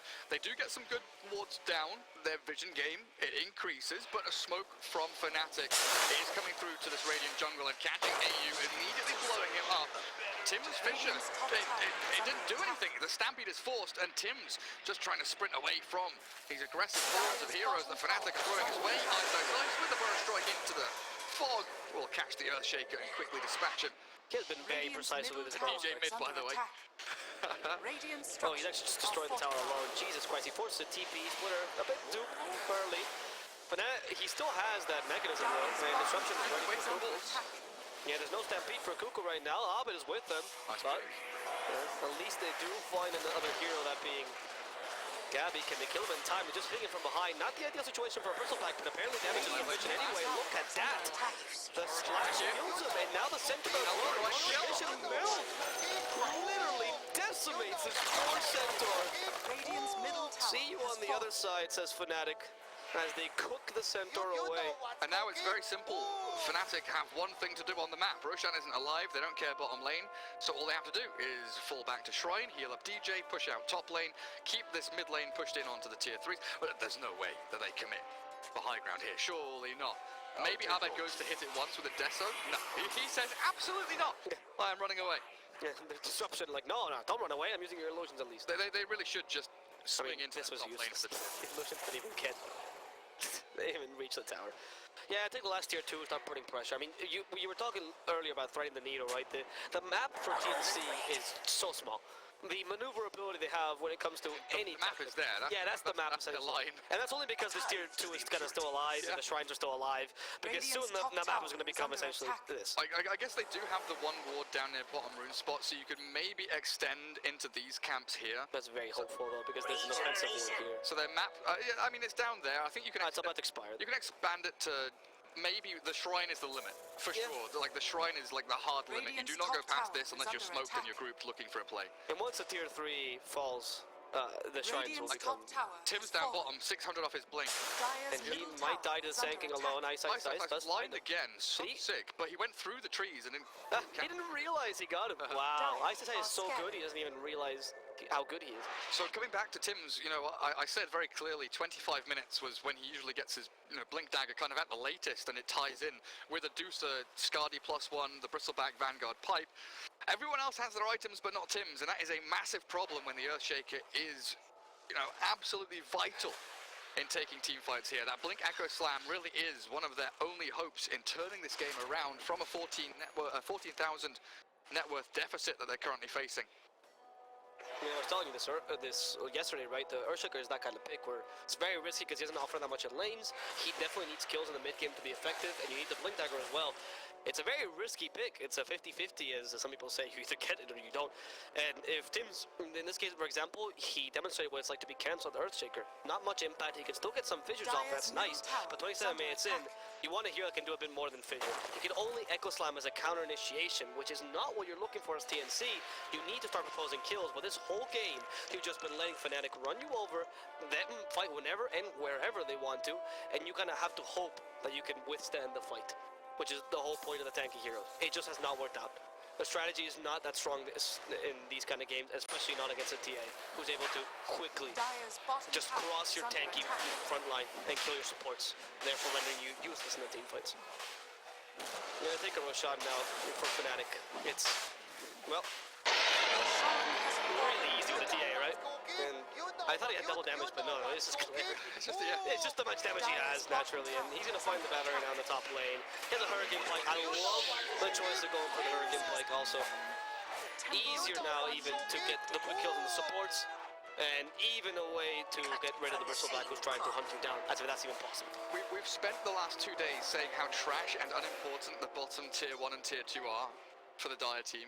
Well, for the Radiant team to take and for the Dire team to defend. Yep. But in this kind of game, when you have this kind of lead, it is actually important for FNATIC to Don't give any tower gold. disallow tower gold, exactly. But, you know, it is tower gold, but it's also the map pressure.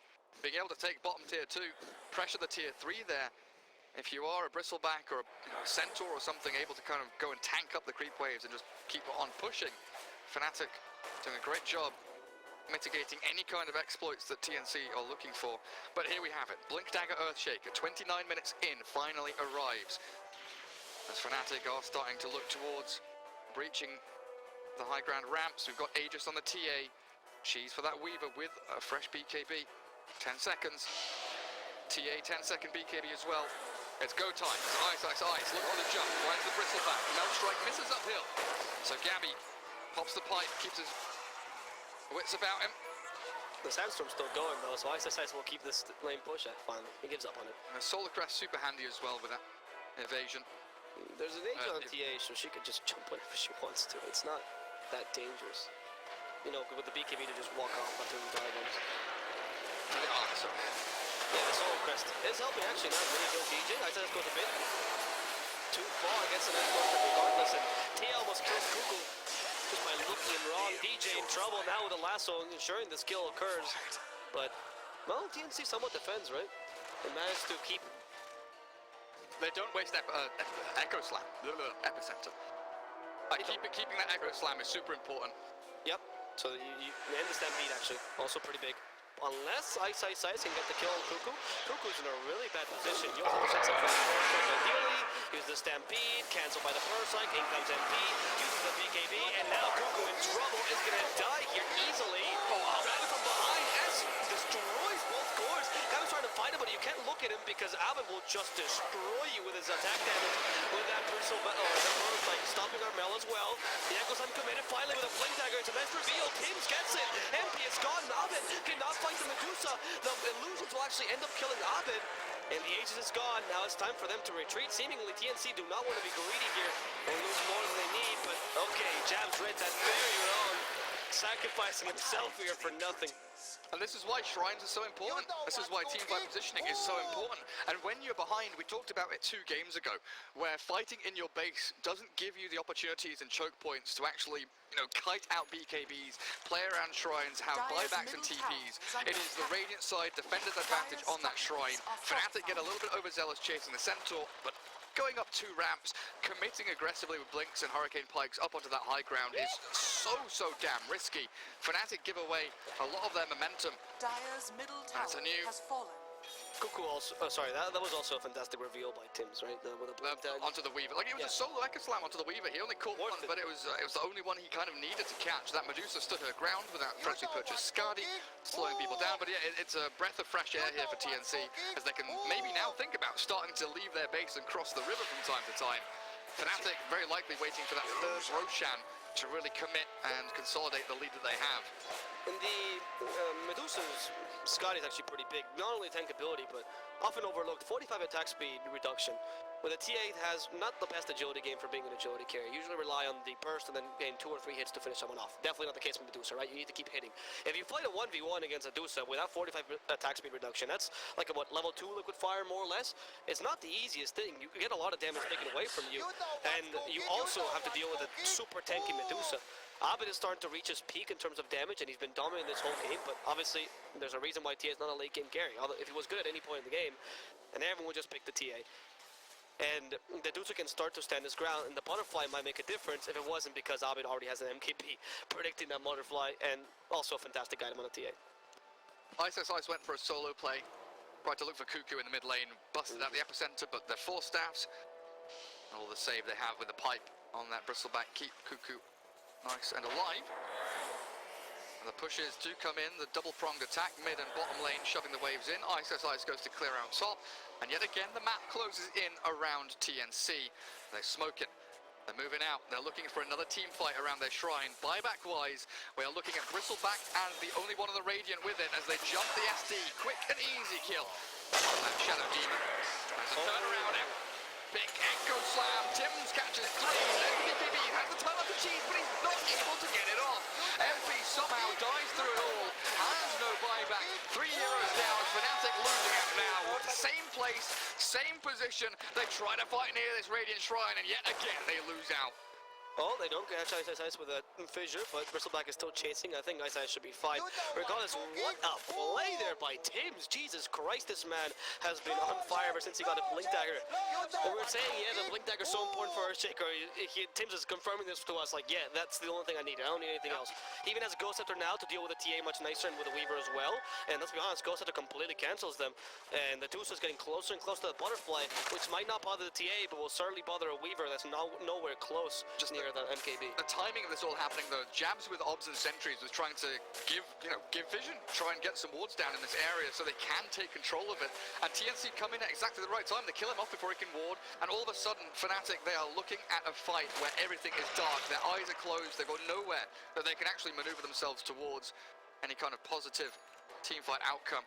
And we're looking now at a Bristleback with full BKB done. And this tanky, obnoxious late-game lineup from TNC starting to come to fruition. Yeah.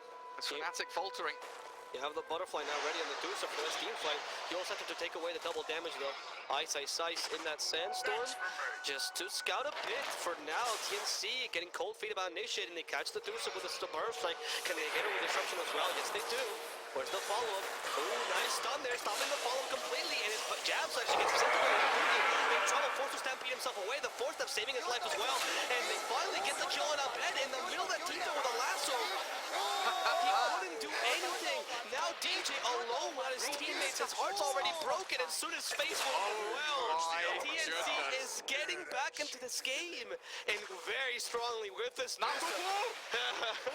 Dusa heard you last game saying, you're not a late game carry anymore. Not that much about Dusa late game carry. He's like, yeah. Who gives a shit about Dusa? Who cares about She's Dusa? doing the damage. No, she's not. Wow. What? Wow. Tell me, single thing that changed this game for TNC. Okay, the Earthshaker Blink Dagger. Earthshaker Blink Dagger, yes, but Dusa is taking the damage. damage. He has the damage. Tims has blinked 3 times and he has won he's been 3 team amazing. fights. I'm not taking that away from him. I don't care about this snake lady. This snake lady. They're pushing a high ground with catapult. They're going to be taking the first tier 3 of the game. That was also a really good lasso, by the way, by a bad rider does not have link down. Oh, for sure. So even more impressive. The Bristleback is just going to take this away. And I think these racks might actually fall. That shrine's also huge. Jabs realizing the strongest hero in this game is the DOTA, so just get her illusions away, but those illusions are not as strong as the real thing. They constantly stun her, and oh my god, the damage there from the soul catch. Unfortunately, they can't capitalize on it. She'll get that HP back very soon. Here comes Tims. Here comes Tims. They managed to stop it. Oh my god, Echo Slam committed just to stop Ice. The buybacks, they're going to do nothing. They can't catch them. Gabby, though, slowed down by Diffusal Blade. What can they do here? Wow. You know what's cooking. Boom. Absolutely destroyed. Wow. Bottom lane. What's happening down there? Illusions with catapults pushing tier 3. Drops to 555 HP. Nice. Wait, Cuckoo might still round be in number. trouble. Nah, he's fine. There's no way he can take TP. MP has no stuns. MP still has the cheese. So that previous fight, he got chain stunned into oblivion. Couldn't pop the cheese. Yeah, you're right.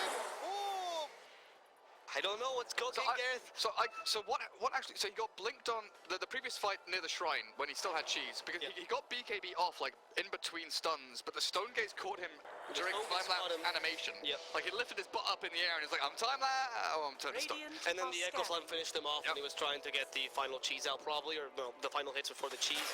Trying to use the cheese super efficiently, and this puts you in a pickle, right? If you're the Weaver, because you want to use the cheese when you're as low on HP as possible. But with the Earthshaker, with the Bad Rider, it's becoming a more and more difficult endeavor. The catch there is there, and stopping you from using that ability completely.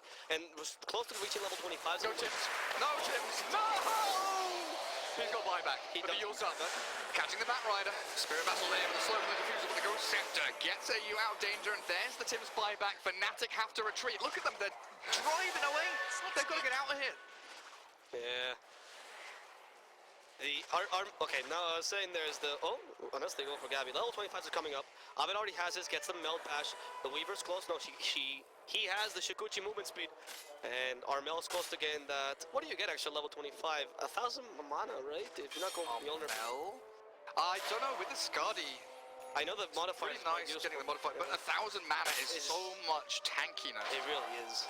And you don't have Mjolnir either, so, unless you're planning on going for later, just for the Scotty modifiers. You could go MKB next, right? You could, that's true. You don't need to, there's no butterfly or anything. The Weaver not? Honestly, it's a real difficult choice. It depends on how the player's feeling. Like, you've really got to get into the heads of the players to understand what they want to do with that kind of talent choice, because it is very much do I want to be aggressive? Defensive soul capture on nice MP, saving Cuckoo. I mean, that is a ton of, it's 3,000 HP. Is it 60% on soul catcher? No. 40%. Yeah. At level 4. But still, you have to. So the issue with this soul catcher. What is that? 1.3k HP? On the Centaur? Yeah. So one button press. Yeah, we have 1.3. Yeah. 1.3k HP with one button press. That's insane. Third Roshan? Yeah. Let's go. Okay. We'll see. I like, by the way, that the Centaur Bell, I made a point about it earlier, but the Force Staff is acting as an axe, essentially. Who needs the axe to get out through impassable terrain when they have the Force Staff? He's been really on point with those forced. I thought it would be just for the DOTA to save her, but instead it's been used on him all the time. And he's actually been just a sponge this whole time. And gets away with the Force Staff every single team fight. Now, I wonder if FNATIC are going to take the title of Intro Boys away from Mineski. Where they do very well in the first 15-20 minutes and it all comes crumbling down. Well, this time I think a lot of credit due to TNC, and mainly it's great Tims.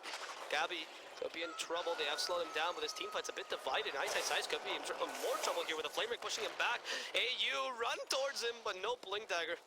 Means it's so difficult to get this lasso off. Illusion. Blessings. TNC just holding that mid lane. Eyeing each other up across the river. Both teams just want to keep the lane shoved.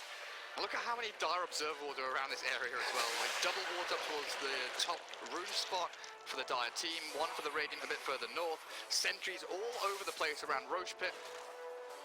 They're trying to get a bit more vision down as well with these traps, but they've got sentries all over the place here to TNC to clear them out. Okay. TNC is keeping guard over this Roshan spot. They're stopping FNATIC from finishing, and Dire's FNATIC is a middle really good tower Roshan with the is TA, under but it's so difficult when TNC is, oh, what, just walking in like that. Okay, you have a soul request ready. FNATIC is still contested, but a smoke from behind, making sure to catch him. Tims is ready with that Blink Dagger Echo Slam. What will FNATIC choose to do? This is a trap, FNATIC. The fissure stops it, and they force it to Lesh offensively. Beacon the Epicenter, Stampede as well. Lesh is gone.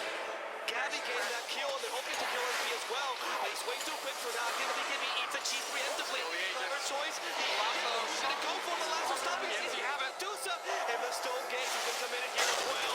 They can get the kill on up, and yeah, goes live stopping MP. MP gets away, but off the fissure as well. Gonna catch the Weaver. Oh, MP is too far away. They're gonna kill all of his friends instead. With DJ going down twice, trying to kill off Jabs. They know the stun was there. Jabs still get away with disruption. But MP, very odd positioning there. Thank God he has the movement speed. Whew, The dieback on the Lesh as well. huge dieback on The Lesh. BKBs do nothing for this FNATIC side. Like, they looked good 25-30 minutes in, but all of a sudden this DOTA, this bristlebag, just pumping the physical damage through the BKBs. They don't give a damn. And MP relegated to try and pull away, but he caught. Tims, the sentry, the damage is there. Earthshaker solo kills the Weaver. They're gonna force buybacks. They're pushing high ground. They're spamming tips. They're giving it all they've got. Oh, what will FNATIC do now? The Weaver immediately buys back. They don't want to waste the buyback on the TA just yet. They might just have to, though. They have to. Gabby with 3,000 HP, Armel with 2.2k, Centaur with 3,500 and a refresher shard in his pocket. Tier 3's fallen. Borrow onto the back, but they've lost Jabs already.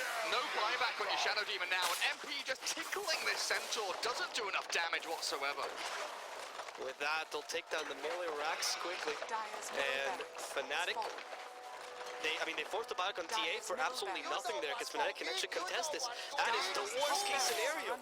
You lost the 2 buybacks in your 2 main cores, in addition to Leshrac not having it either. And now you have to deal with this DOTA taking out your racks as well. Thank God your tier 1's still up, because otherwise this would be a negative game, and they might even go for tier 4s here. They have H on DOTA, what is there to fear? Leshrac's back. But these still don't have this defensive disruption. Crimson Guard not helping that much and saving these towers. Look at that DOTA go! Breaking the front line is so hard. Getting past the DOTA, past the Bristleback, so past the Centaur. As well, yeah. Like, again, these 3 obnoxious tanky heroes. He can't get into the back lines, and Weaver gets jumped immediately. Nice force staff to buy some time, get him away from danger. Swarm comes through, but Gabby, Armel, Cuckoo don't care. They're so damn beefy. Now, might get the kill, but the Ghost Hunter saves him. Stampede as well to help him out. The Burrow's under 2, it's not bad, but they're 2 way too tanky. Echo Slam, double Echo Slam! Make sure to kill the Lesh, back to the fountain you go! Ice in a similar position, BKB activated, this one to chase him down. And it just seems like GG will be called out. The Weaver caught out in the backlines as well.